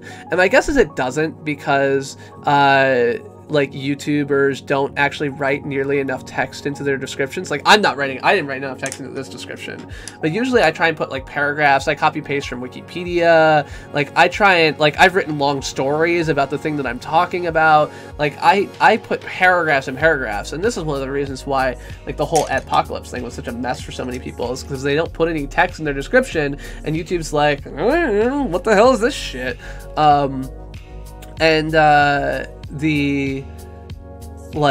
So I doubt that would work, but I've always been interested. And if you could then take like the feed of all the, you know, thousands and thousands of live streams that are live at the moment and run the text through them, and then create those categorizations on the fly. So instead of having like just a page with the game categories on them, you'd have like 80 categories of streams that you could have, that it would be, you know, like built out of. And that's the thing I've always wanted. And I think that until YouTube builds something like that, you'll never see the creative community move here, because there's no discoverability for creators to know that other people are doing shit. Viewers find shit, but viewers don't create. So like when viewers find shit, they don't tell the creators that other people are doing it in the same way that like creators talk amongst themselves. And creators don't have enough time to go and figure out what everyone else is doing realistically. Like they don't sit and browse like low subscriber count people like and what they're doing. And I know that like Mark Brown, for example, who does kind of game development discussion as he plays games, and live streams once a week or so. He's the Game Maker's Toolkit guy. You know, he's like, yeah, I tried out YouTube, and then I went to Twitch, and then I came back to YouTube. And I've seen that a couple times from some people who are like, yeah, you know, I tried out Twitch, but like my audience is on YouTube, and this is where I should be. But they don't even realize they can be, because like the whole culture is Twitch, which makes me sad. And yeah, no, I mean, why would you sub to somebody before you watch them? Like, you want to watch them, and finding them as a thing. It's like back in the day, like Brad was discoverable because like having 5 viewers put you in the top 500 streams. And now, like, I don't know, what's the top, so if I sort these things by, so skip over my subs, go to worldwide. Yeah, so top live channels goes down to 214. You have to have 214 viewers to be in the channels that are in the top streams that are displayed on the gaming.youtube.com live page. And that's just like the other example that I gave of the like mobile streams page, right? Like there's nobody on that list who has less than 100 viewers. How are you gonna find somebody that's different, that's new, that way? And that's part of the reason why I say that like homepage discovery is so important, is because realistically, like browsing out like a numerical list of streams by viewers is not really a thing. Like, yeah, sure, like I can pick and say, well, I really like smaller streams, so I'm gonna pick somebody with fewer subscribers, but like, or fewer viewers rather, so maybe I'd scroll to like the middle of the list. Like I usually don't click, when I go to a category on Twitch, I don't click the first name, because like they always have like 1,000 people watching, and I don't care about that. Like I don't, that's not the interaction I'm looking for. Like when I watched Aurora, you know, she had like 5 people watching, and she was doing cross stitch, and I was like, hey, cross stitch is different. Like, I like that. Now, granted, their cross stitch community, there was no one with 1,000 viewers on their stream in the cross stitch community when I looked. Maybe there are sometimes, but there were not when I looked. And so, like, I didn't have that problem, but I was looking for someone specifically smaller, and one of the reasons that, like, I was able to find it is I'd recently gotten Twitch Prime set up on my account finally, because my wife's account is the primary Amazon account, and so I could browse Twitch without having to watch an ad every time I clicked on a different video. And so, like, it was nice to be able to kind of browse around and, like, see different things. And, you know, I found somebody who's just kind of there, and she responded when I talked in chat, and, you know, I was like, hey, cool, like, that's awesome. And then you had just gotten to, like, 50 followers or whatever, so, like, I was your 49th follower, and you were working on associate, or whatever it's called, the partnery thing that's not the real partnery thing. And I was like, hey, cool, like, I can help influence this. And then you got your 50, and you already had like an average of 3 viewers, and I was like, cool, I can give you a bit. And I love the fact that you can give people 1 bit on Twitch. It's amazing to me, because that is what I always want to do. I always want to give people like this little amount to say, like, hello, I am here. Like, and like, I wouldn't mind if it was a dime either. Like, I do that on like porn sites where the tokens are a dime. I'll just throw in one just like as a hi, hello, I'm here, like a small tip. But like $1 and like having to confirm my credit card number every time is just a fucking nightmare. Like, I guess even if it was $1, but I could just like put $20 in and then reuse it later, I would super chat so much more on YouTube for me personally. Now, granted, I'm like a whale, right? Like, I am one of those like chronic over tippers that, like, you know, game companies love to have. I mean, I'm not like a super big whale, but like, give me an easy way to throw money, like small dollar amounts at people, and I will do it all day long. And it's one of the reasons why I don't tip people who refuse to turn on Super Chat. Is like, you are making this more difficult for me, and I am not interested in that. So, like, I will not reward you for your bad behavior. You're just gonna have to deal. Yeah, so... Affiliate, that was the word I was looking for. Associate, affiliate, it's the same thing. But yeah, I love that, like, Twitch makes it so easy to get affiliate, and then you can give people money and sponsorships, and I think it's like, I don't personally like their prevention of like dual streaming, because, you know, clearly I'd love to see that content on YouTube as well, but I understand it. It's a business decision, like, whatever, do your thing. But I love that it's there, and I love that so many people can, like, get there, and I love that when they get there, I can just throw money at them. It is awesome. It makes me happy, and that's great. And I think, like, Aurora, you'll probably never get, like, the bits that I give you, because I think after, like, 12 months of not meeting the, like, cap or something, they expire. I think I read that at one point. Maybe I don't know. That's something I read. Maybe it was or wasn't true. Again, I'm not a Twitch person, so I don't know. But, like, I don't know. It's an interaction thing more than it is, like, even if you never get my money, like, you would feel bad, but I wouldn't feel bad that you never, you know, got my money. Like, if I just paid to just say hello, and it just went to Twitch, like, I don't know. Maybe that wouldn't bother me that much. I do like the idea that it goes to you, but I realize that given I'm paying a penny at a time, you know, like, that's not a thing that's gonna pay out real quick.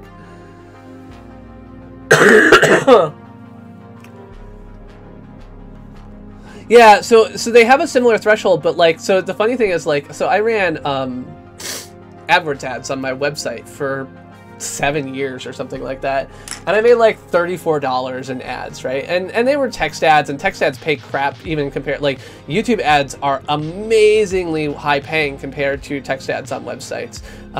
So, like, the fact that I made $34 probably means that I got like 340,000 hits or something like that, right? Like 10 or 100 times as many hits, like 3.4 million hits on my websites with ads over the years.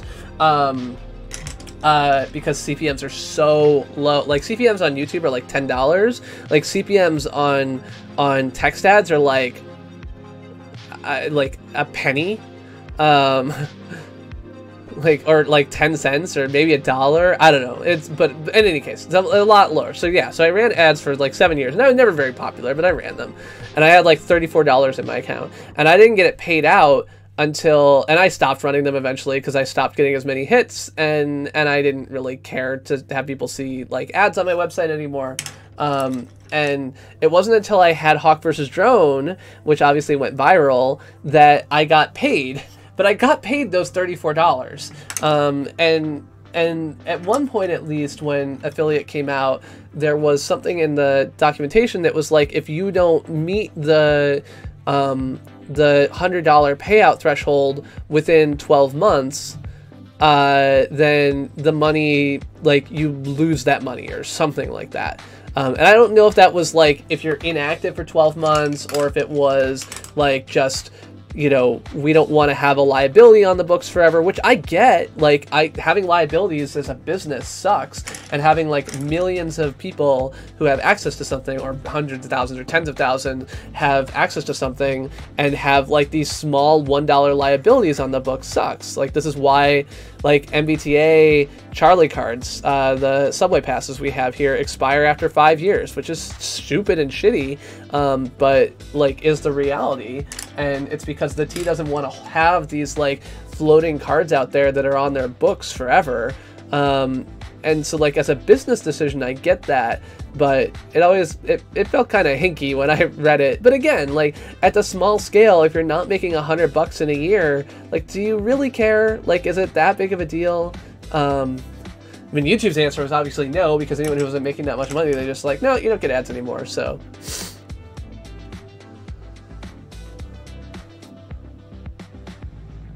Only if you close your account. If you close your account and you have more than $10 in your account, you can do that. But reopening an account is essentially like intended to be extremely difficult. So it's something that you would not want to do in general. But it is possible if you're like, yeah, I'm never going to run ads again.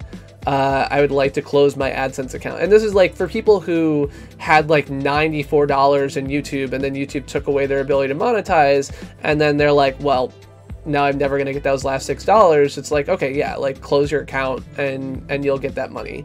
But if you ever try and reopen an account with like the same like email address, like shit gets weird real quick. I've seen tons of accounts like flagged as like spam, and like all kinds of bullshit happens because it's not really by design. But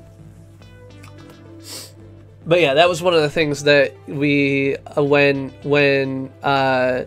the like demonetization thing happened in February of, oh my god, that was this year. In February of this year, it was one of the pieces of advice that I worked to make sure that we kind of got the right story out there. And there was so much, I mean, I don't know. It's so much of like YouTube's communication stuff is just so hard to get right, because there's like different things that you want to tell to different people, but we don't, like, there's millions of creators, and like crafting the right message for all of them is hard, and you don't have enough people to communicate it even if you did craft the right message, and there's a lot of like reluctance to be super transparent, because then people get all uppity when you don't like do exactly what they expect. It's a nightmare. It's a nightmare. So that's why I'm glad I work on open source now. It's much better. I don't have to worry about this shit so much. There's way less pressure.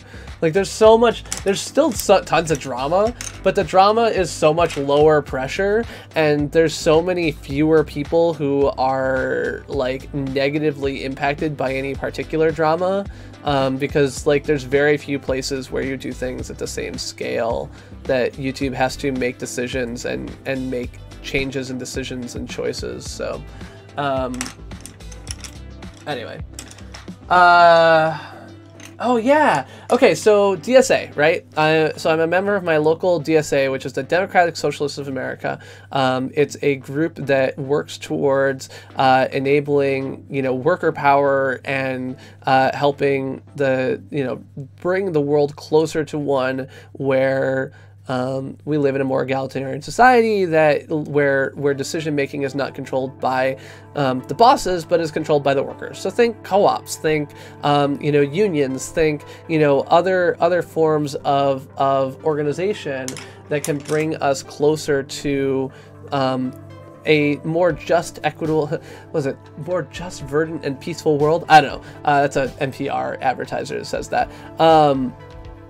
Yeah, so I've been working with them, and recently I helped with running their online voting system. So we switched to we set up an online discussion forum and an online voting system, and I ran the election, and we actually got more people to vote in this election than have ever voted in a Boston DSA election before, which is awesome. And the but it's just like all of the decision making is, it's a bunch of like stupid hippie liberals like me, right? So all of the decision making is supposed to be by consensus, and like coming to a consensus with 1,500 people or 300 people who are active or whatever is just like, it's ridiculously difficult. And so like you get into these long drawn out conversations and people like get all upset and are just like super rude about things. And I'm like, dude, like we're friends. Like, yes, we don't agree on the best way to implement something, but that doesn't mean you've got to be a freaking dick about it, or that like, I believe that neoliberal values that you're blah blah blah is really into blah blah blah blah blah. And I'm like, oh my god, like have you listened to yourself? Like I realized that you read Karl Marx and understood it, unlike 97% of the world, and that's all fine and good, but Jesus Christ, like go out there and look at the people you're trying to influence and realize how far off you are from interacting with them in a meaningful way, and like just stop doing that. And I know that people feel the same way about me, right? Like that I push back on like liberal like stuff too much, or that I can be too noisy about particular points of view, or that I shout too loud about things. But it's so much more frustrating to watch it from people who are like in agreement with each other so much, right? Like that are like, they're all pushing for the same thing, they all have the same ideas and ideals, and yet they still can't fucking agree with each other. It's like, if you can't convince the 1,800 people who pay their $27 a year like dues to be part of this conversation that you're doing the right thing, maybe you're not doing the right thing. Maybe you're doing it wrong. And you should really think about that. And they just don't even see the things that like can throw people off. So like, for example, one of our bylaws is like, if you're a cop, you have to make people aware that you are a cop. And the phrasing is something like, if your primary job is to participate in ways that serve the carceral state, or some bullshit language like that. It upsets me that things like that, I don't know, it's just talk like a fucking human, but yeah, so like at the beginning of every meeting, they're basically like, if you're a cop, you've got to tell us, and like, I know that like that's like the stupid bullshit that like someone being entrapped by a cop always, it's like, oh, are you a cop? Because if you're a cop, you got to tell me, otherwise it's entrapment or whatever. Only in this case it's part of the rules. It's a private function, like they can actually enforce this, but it's like, do you realize that there's this whole community of people who will hear that and like kind of react negatively to it because it feels like an attack on someone that they like respect. And I realize that there's this like common mythos that like all cops are bad, or all cops are bastards, or whatever you want to call ACAB or whatever, like some of these things that people in these communities believe. But if you want to reach outside the community and have more influence with people, like and have your general meetings that are broadcast online have this very, negative tone at the start of it, I just feel like it's super off-putting, and I feel like it could be handled better. Like, it could be easily handled by at check-in time, like handing out a thing that says, like, please, if this is the case for you, like, check the button or whatever. Favorite snow-themed level in a game. I like the penguin race in Super Mario 64, or snowman race or whatever. I don't know. Like the one with the sliding in the Super Mario 64 level. I generally really like Metal Gear Solid, which I think of as having like snow at the beginning.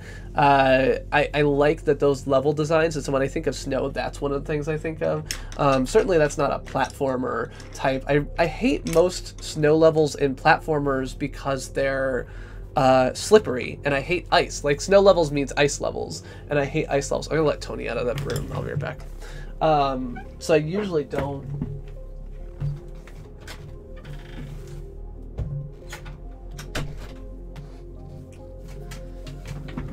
So I usually don't end up loving most snow levels because of that. And I guess that kind of points to my two answers, because one of them is a level which is not like particularly slippery, and one of them is one where you're like the Metal Gear Solid one is one where it's not slippery, and the other one is one where it being slippery is the whole point, because you like race down on your belly or whatever, which I think is fun. I guess I like the entire concept of snowboarding games, so I like SSX and SSX Tricky and 1080 snowboarding. Like those games were always fun for me. I've actually streamed a couple of those. I think one of them was like super janky on the PS2 emulator I used, and so they it ended up being like super gross because the emulator just didn't support the things it needed to, so I would render in like completely the wrong place or whatever. Yeah, and then I think the other answer, shit, I had one. Oh, Legend of Zelda, the snow temple in Twilight Princess. I really like that place with the Yeti, I think, something like that. It's been a long time since I played that game, but that would be another answer that I would give. Those are all favorite snow-themed levels.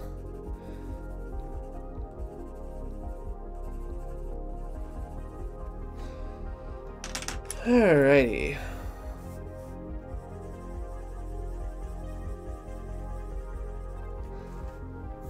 Oh, look at how pretty it's looking. Look at all these colors. It's all whoosh, colorful. It's pretty. I like it. I like it a lot. I'm glad I decided to color. Good job, me, picking this to do. Oh, gonna cough. Sorry. Yeah. But yeah, so I don't know. I at one point I commented about there's like a rally to protect Mueller when Trump decided to fire the Attorney General or Rose. I don't know, remember what he did, but like there's a bunch of people who are upset and are like, okay, let's all have a rally to say, like, Donald Trump, you need to not end this investigation into interference from Russia, which is obviously actually an investigation into effectively Trump. You know, you really need to do this. And I went out to this event and I shared it in the DSA Slack, and one of the folks was like, wow, this was a really, I can't believe that people participate in this dumb event. And I was like, dude, like, I'm one of these people. And I was like, you know, sorry for sharing. I forgot that, like, DSA people don't agree with my politics, I guess. Like, it seems to me like keeping the country running is something we should be able to agree with. Like, allowing it to fall into anarchy and disrepair feels like a bad direction to go, but I guess not everyone agrees with that. And you know, she messaged me back and apologized, and it was like, you know, she realized that her comment could be seen as kind of rude, but it's like, you know, it's just a reminder that it's not just one person who feels like that. Like, I am out of place. I really want to see a world where, you know, there is more unified power and control at the lowest levels, where people who are affected by things get to make decisions rather than the people at the top who are making money. I don't believe that capitalism as a financial system for incentivizing good is a thing. Like, capitalism incentivizes many things, but not like good. And you know, you can look across hundreds of years of US history for that. But then I go and try and like participate in that, and it's not that I'm like, oh, I'm a socialist. It's like, by default, these are the people who seem to be doing the things that I think I agree with the most. They're the people I want to build a coalition with so that I can, you know, make effective change happen in the world.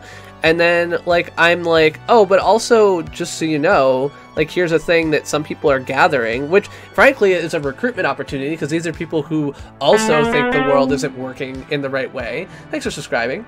I didn't see who it was, but I'm sorry about that. Thanks for subscribing. That, like, you know, that these are people you could reach out to. And someone did say, like, if someone wants to, like, flyer or whatever, like, here's some resources, but on the other hand, it was kind of like, oh, I can't believe people would go to this dumb event. And it was just like, I mean, like, be a little bit more, like, intersectional or broad-minded in thinking about how you should grow your coalition. Another thing that happened recently, or I guess, is that, like, at a recent GM, they kind of started off with, like, explain to the person next to you why you're a socialist. And I was like, I don't self-describe as a socialist. Like, I do say now I'm a card-carrying socialist because I have a card in my pocket that says socialist organizer. And frankly, I've done probably more, like, organizing and effort in DSA than a lot of people have. But still, like, that's mostly like a joke to me. I don't describe as a socialist. I just describe as somebody who thinks our existing system is broken and that we should have something better. And so, like, it's off-putting to me to be put on the spot with, like, a new person where everyone is supposed to agree, like, describe how you became a socialist. And I'm like, I'm not. Like, I'm here because I think that things don't work and I want to make them better, and you people are, like, moving on the right, like, actual changes, but it doesn't mean that, you know, we're necessarily on the same page on our politics. So,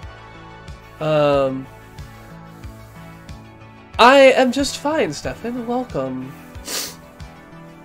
Yeah, and so, well, I don't mind being dismissed by people who will dismiss socialists. That's fine. Like, I realize that that's a thing that will happen because socialism has been given this bad name in US thanks to the work of, like, tons and tons of US government propaganda over a period of decades, and, you know, followed on by all of the other people in the world who've carried this out in conjunction with the US government.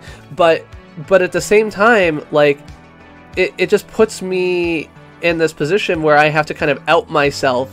It's like, you know, in the same way that if you were to, you know, it's not the same. I shouldn't say that. But it's similar in any case where you make someone kind of out themselves as being not a member of the in-group. And I think that that's a dangerous thing, is that, like, just because someone has attended your meeting doesn't mean that they're a member of your in-group, and you should be aware of that and inclusive towards that, and thoughtful of that. Like, you should be thoughtful of how to be more inclusive towards people who are on the fence, towards people who are, you know, more, you know, like, on the fringes of your movement, because that's how you grow your movement. You grow your movement by being open towards folks who are not in agreement with you already, because the people who are in agreement with you already are already there. So, but yeah, so how, SSB, how is your evening going? Are you excited for the holidays coming up, or have you already completed your holiday celebrations? Do you have gifts to buy for people, or gifts that you have to give or have received? How are you, my new friend? Welcome, welcome. Today we are coloring Oftentimes we play video games, lots of retro games, some modern games.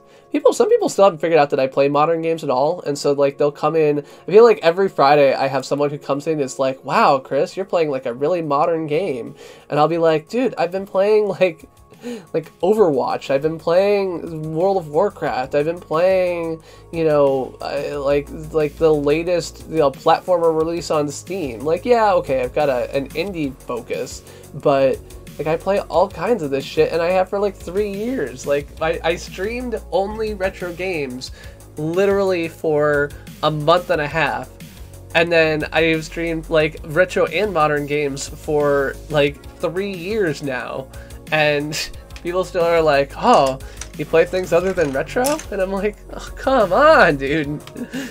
It's all right, but I just feel like you don't even know me." And it'll be people who's like watch me like a million times, and I'm like I don't know, like I am the Chris who plays games. I play retro games on Monday, and whatever I feel like on Friday can be more clear. And I say that all the time. All the time, I tell you. It's silly. It's not like a real concern, but every time it happens with someone who's been like a watcher for years and years, I'm like, yeah, I play modern games. Yeah, exactly, Furuer. I have decided that I probably should not play any more Overwatch on the channel live for the moment, but I continue to play off stream. I'm actually working a little bit on picking up some other heroes, because I've been kind of one-tricking Moira, and it's hard to climb ranks one-tricking Moira because there's only so much that I can do to carry when all my kit is healing. So with other characters, even support characters, you can do additional damage, or you can do like sleep darts, or you can, you know, red, like other things that can really change the nature of the fight. But with Moira, like, you heal things and you damage things. Congratulations, that's about it. You don't have a speed boost, you don't have an anti-healing grenade, you don't have the ability to stun, you don't have any of this shit. And so it's a little bit harder unless you are going like hardcore flanking, chasing, controlling the map type Moira, which I don't have the skills for. It's harder to kind of grow just with her. But yeah, I really enjoy Overwatch. So I've commented for a while that I wish that there was a game that was just like World of Warcraft boss fights, but just the boss fights. Because I love raiding, but I didn't love the trash clearing part or other things like that, and I didn't really love all the gear grinding part. Like, I wish there was a way to just like log in and you have boss fights and that's it. And like Cuphead, right? Cuphead had like a little bit of that nature where originally, especially, it was going to be just boss fights. And the boss fights are clearly where the focus of the game is, and you have like all these great multi-phase boss fights where you kind of learn from them and go on. And I wish that there were more games that were kind of like that in a team mode. I realize that's really hard to kind of financially support without the story to kind of slow people down, or the progression to keep people playing, but it is a thing that I want. And Overwatch has a little bit of that nature. It has the problems that those are they're not, that it's PvP instead of PvE, which is what I would actually like, the player versus like a computer rather than versus another player. But it does have that nature of like, okay, like you're gonna pick a composition of people and you're gonna go up against this kind of battle environment, and you're gonna have to like use your cooldowns and use your abilities and like gauge it all and do like strategy and strategizing and everything else like that, and carry it forward. Oh, I'm getting like a blister. That's not the right. There we go. A blister on my finger. And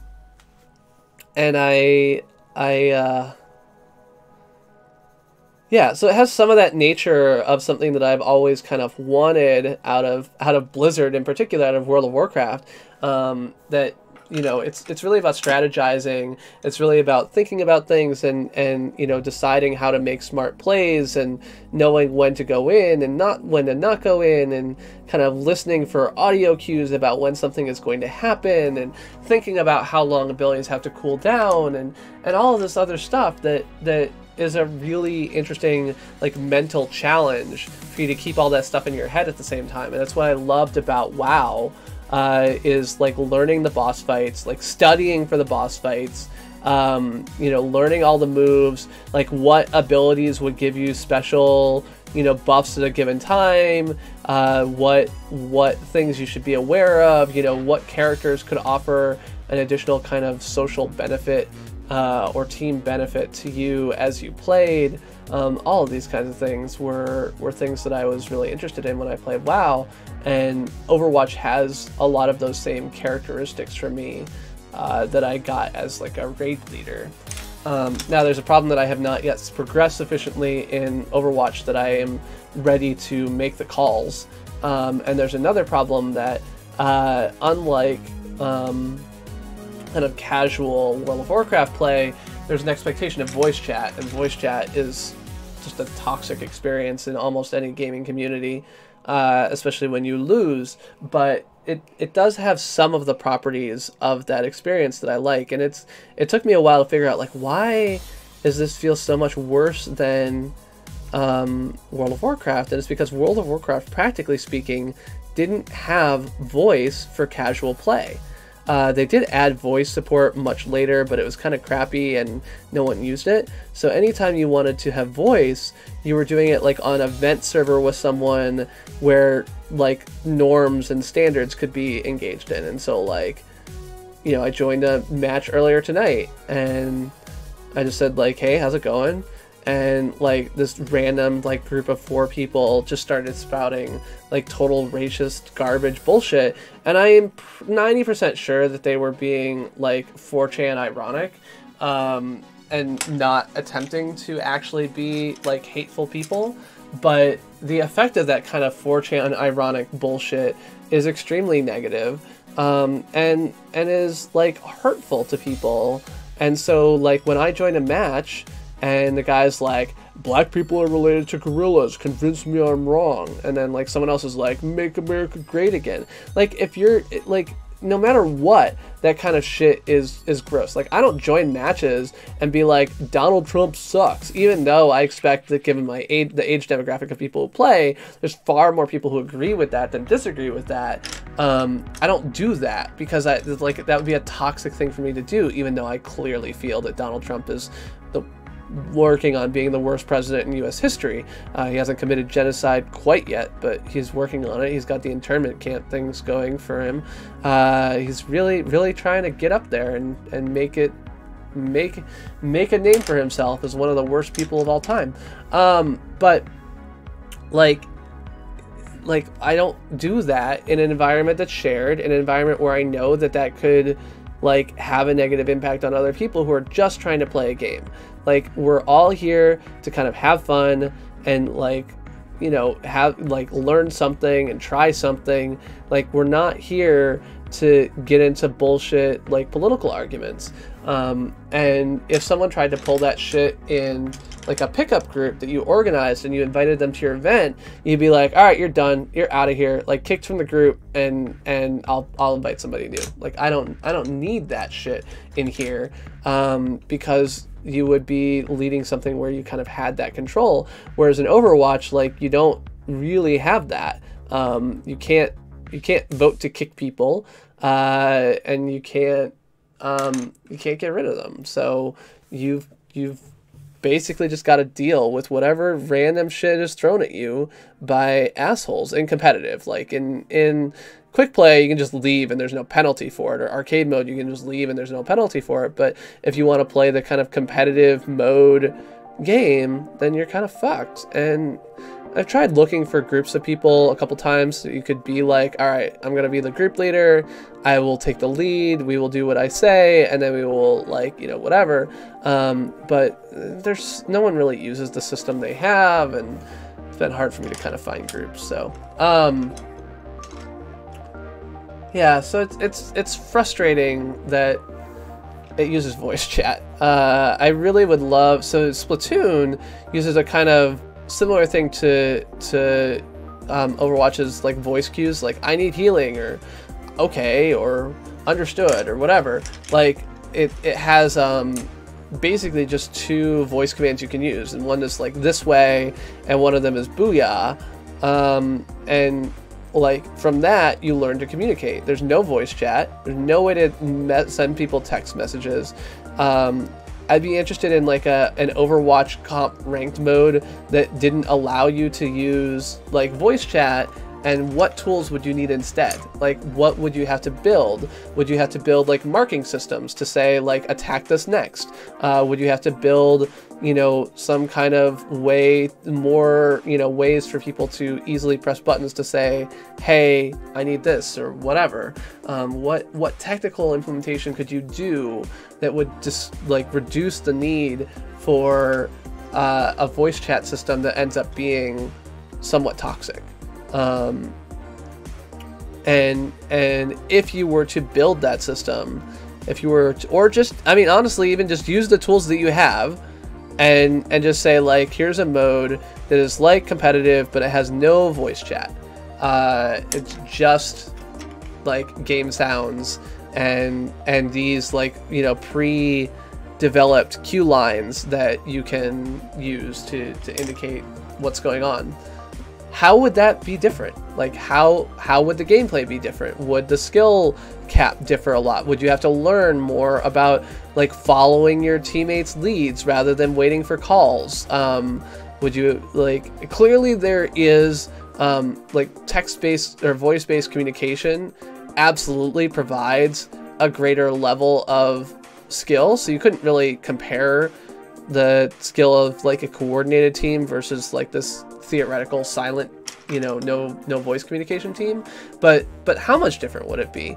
Would it be 20% different? Would it be 80% different? Like how much more or less skill would like the top players have if they were no longer able to like talk to each other? Or not even the top players, because the top players are going to be able to read a lot more, but like the typical player in the mid ranks, like how differently would that game play? I don't know. It's an interesting, it's a thought experiment for me. It'll never happen because multiplayer games are all about voice, and I don't like it, but it's there. But it's just an interesting thought experiment to me of what tools would you make different. And it occurred to me, like I was thinking, like, well, it's weird that there's no marks. Like in WoW, you have the ability in your UI to say like put a skull on someone's head, and then say to the group like attack the skull. And even if you don't say to the group attack the skull, like it is just by default known that the thing with the giant skull over its head is the thing you typically want to attack. I did have actually one group that used the skull to indicate here's the thing that if you attack it, it will kill you or something. So it's like the opposite. But generally speaking, everyone knows that skull means attack this first. And so like it occurred to me like Overwatch doesn't have that. And I was like, oh, right, because it has voice chat instead.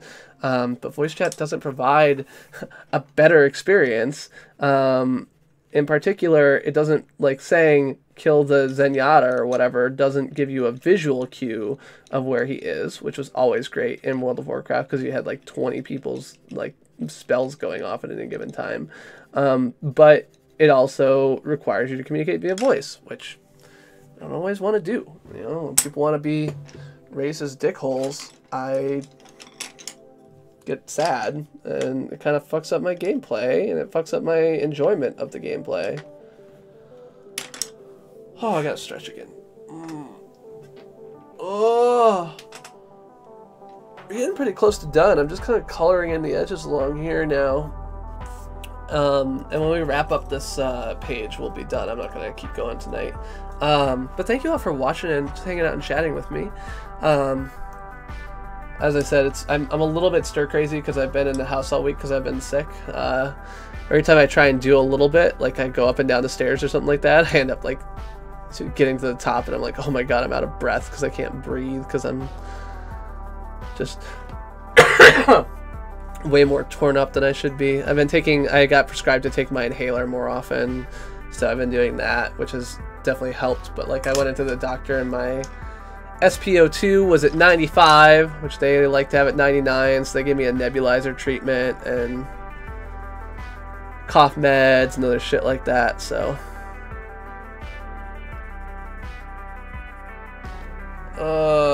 pro level coloring, yeah. I mean, I clearly am in the psychedelic coloring mood rather than the more realistic coloring mood. I think the last time I did one of these, I tried to kind of do a lot of like greens on the stems or whatever. This time I have skipped a lot of that in favor of I'm just gonna pick up whatever color pencil I want, as long as it's not the exact same one that I just colored with, and I'm going to draw it in.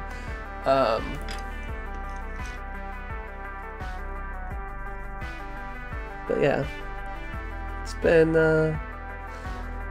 fun. I'm trying to think if there's anything else. I have like so I use my Twitter profile, the likes on Twitter, as a kind of interesting things to think about and talk about. And I like there's a whole bunch of shit in here that I have not gone through recently to like talk about. So you know, the fact that the internet goes through cycles of localization and centralization, and we're currently at a high point of centralization but swinging back to a low point as people diversify into individual Slack groups and diversify into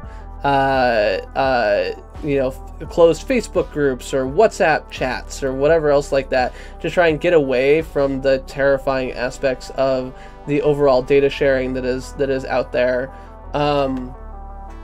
Or talking about how you know, people always talk about soft skills, and soft skills is used as kind of like an alternative in tech interviewing, for example, to hard skills of computer science, you know, programming skills or whatever else like that. And soft skills has always had this kind of negative connotation of it being like less useful skills, which is really a bad connotation. Like it's totally misleading to call the skills that you need in order to communicate with people, in order to be a leader on a team, in order to, you know, progress in being able to take on more roles that are more kind of expert and achieving things, and to help prevent the mythical man month problem where when you add a new person to a project it becomes later. Like those soft skills, quote unquote, are super important in order to get things done. And they've always been kind of historically coded for women, and they've always been historically overlooked in interviewing, and they've always been underpaid when you have them. And so this is why people who do support our tech support are underpaid, and people who do all kinds of different you know, communication skills or organizing around PR or marketing or other things like that. These skills are oftentimes looked down upon as like lesser than kind of like engineering skills. And one of my coworkers said, like, I've been calling them core skills. They're core skills because they're like core to doing the job right. Like, you have to be able to do these things in order to be effective at doing your job. And you know, that's one way to kind of reframe the debate away from, you know, soft versus hard. You know, what is these skills?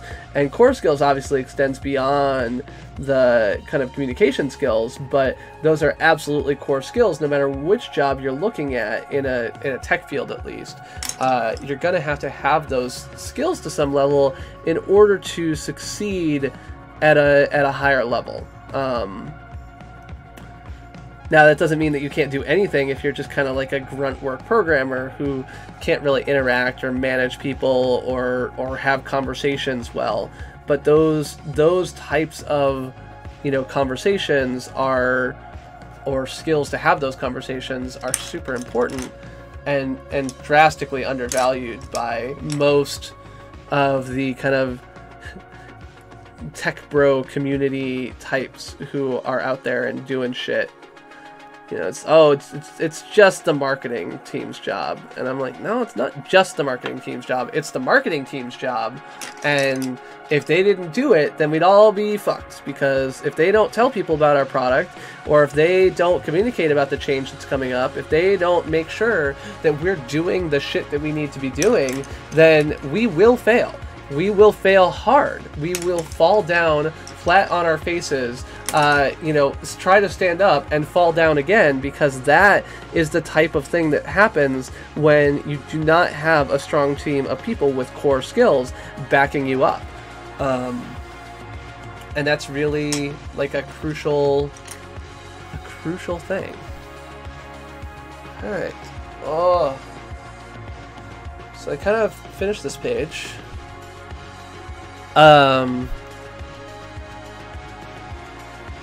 Yeah. Not this page, that side. That's what I meant to say.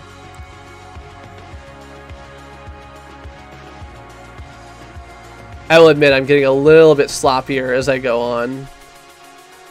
But that's pretty much my gameplay too. Really. Play some game, get to the other side, be like, you'll just keep running and dying. I'll get past it eventually. Save state my way through. It's all fine. Not different in coloring. Don't need save states in coloring because it just kind of saves state for you. But just stretching for a moment here. Yeah. So Foodery, are you doing anything exciting for the Christmas holiday? You have anything coming?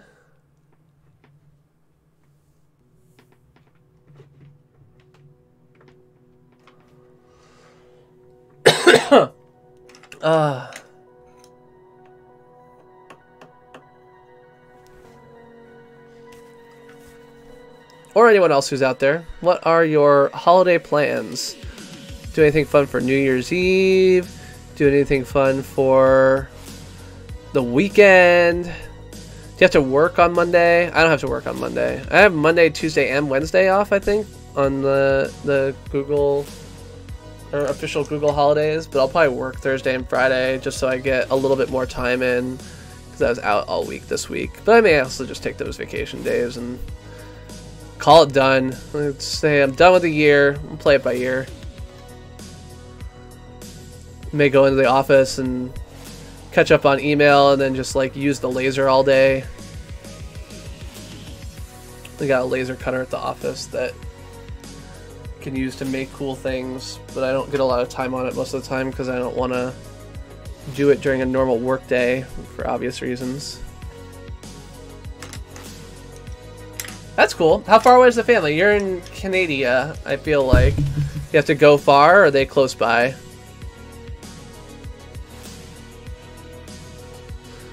My wife and I are going to go to the big city in June. We're going to be seeing Hamilton on our 11th anniversary. Wait, hold on. 12th anniversary. Sorry. Forget what year it is. It's been a long year. We were married in 2007, so 2019 will be our 12th wedding anniversary. We're going down to see Hamilton in New York City. New York City! It's the old El Paso commercials. Salsa's made in New York City.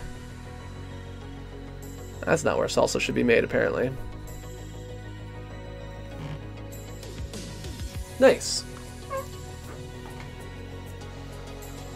I need to... I don't know. There's so many things I want. There's always a million things that I want to do that I never get around to. I'm like, I should find people to play games with.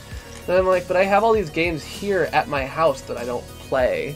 It's like, okay, well then I should invite people over here to play games with. I tried to invite people over for dinner, but Jess is doing this. We're gonna cook a goose on Christmas Eve, and she wanted to invite people over, and she's like, we don't have any friends. I'm like, we have a million friends. We've asked 25 people to join us and eat goose with us, and none of them can because they're all going out of town because we live in the city, and no one stays in the city for holidays. They all go back to their hometowns in the middle of nowhere. They all go back to red states and, you know, have Thanksgiving ham with their racist uncles. New York City. Just kind of like, it feels like I'm saying it as a cross between the old El Paso commercials and the, I think it was El Paso salsa, something like that. And like Forrest Gump. Like, Jenny, why are you talking like that? Don't do that, Jenny.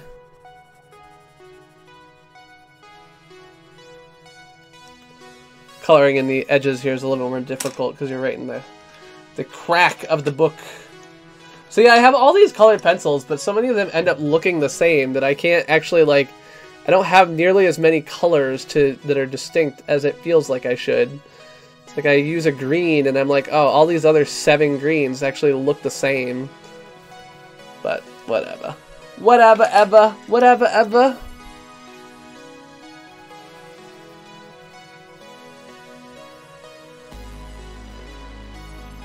Oh. But yeah, it's been a long year. A long year.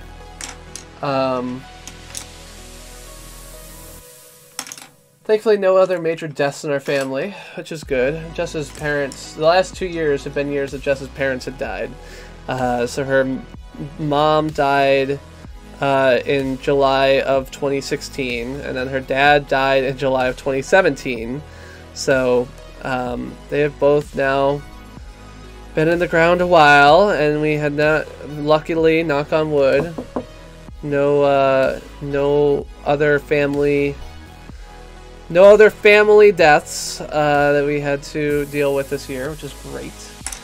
That was definitely difficult. It was difficult because, you know, after Jess's mom died, we took care of her dad on weekends because, like, we traded off with the whole siblings. So, like, once a month, we would be up there kind of taking care of him. And it was surprising to me how much that took out of me. He was bedridden, so it was definitely not an easy thing to do. But it was amazing to me that even though I knew it was hard, I didn't realize how hard it was until we stopped doing it, and I was like, oh my gosh, like, that is a thing. Buttons!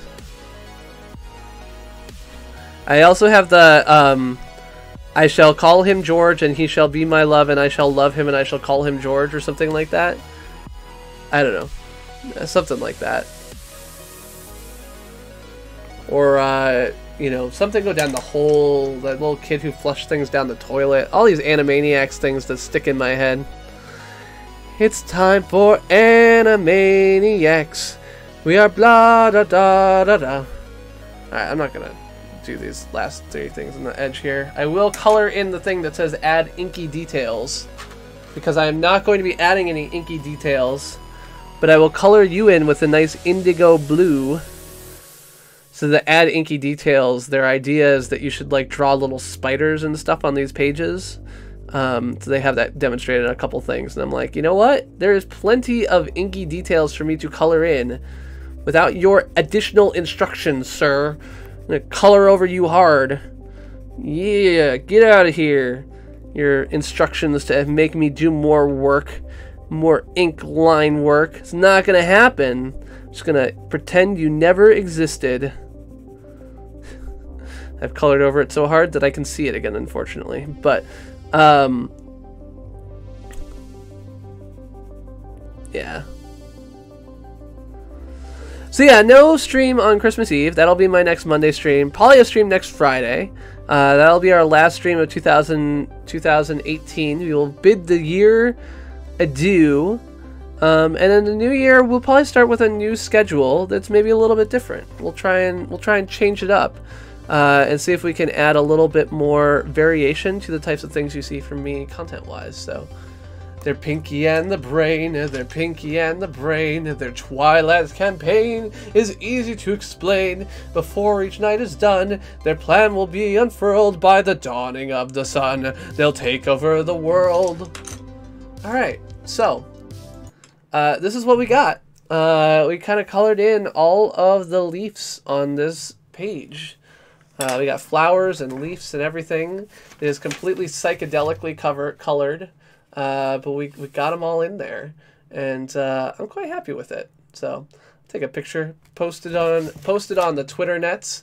You can see I kind of got angry in this bottom corner here, so maybe I'll cross-hatch that with a little bit less anger. So indigo blue, I said. Cross-hatch it with some ultramarine. Get this kind of more rounded off a little bit. There we go. I am going to have to find a pencil sharpener, though. I've done a bunch of coloring with these, and I have not actually had a pencil sharpener for a while. So they're getting to be a little bit less sharp than they were. My tip is starting to be a little bit dull. So anyway, that's it for the stream tonight. Thank you all for stopping by and hanging out with me. As always, I am the Chris who plays games, playing retro games every Monday, except for this Monday at 9:15, whenever I feel like, every Friday at 9:15. And in the new year, I'll have to come up with a new thing to teach myself how to say. It's been lovely. I hope everyone has a happy holidays. If I don't see you, I hope you have a great new year. And I hope that, you know, it's been a long December, and there's reason to believe that maybe this year will be better than the last. And I hope that next year is better than the last as well. It's been great.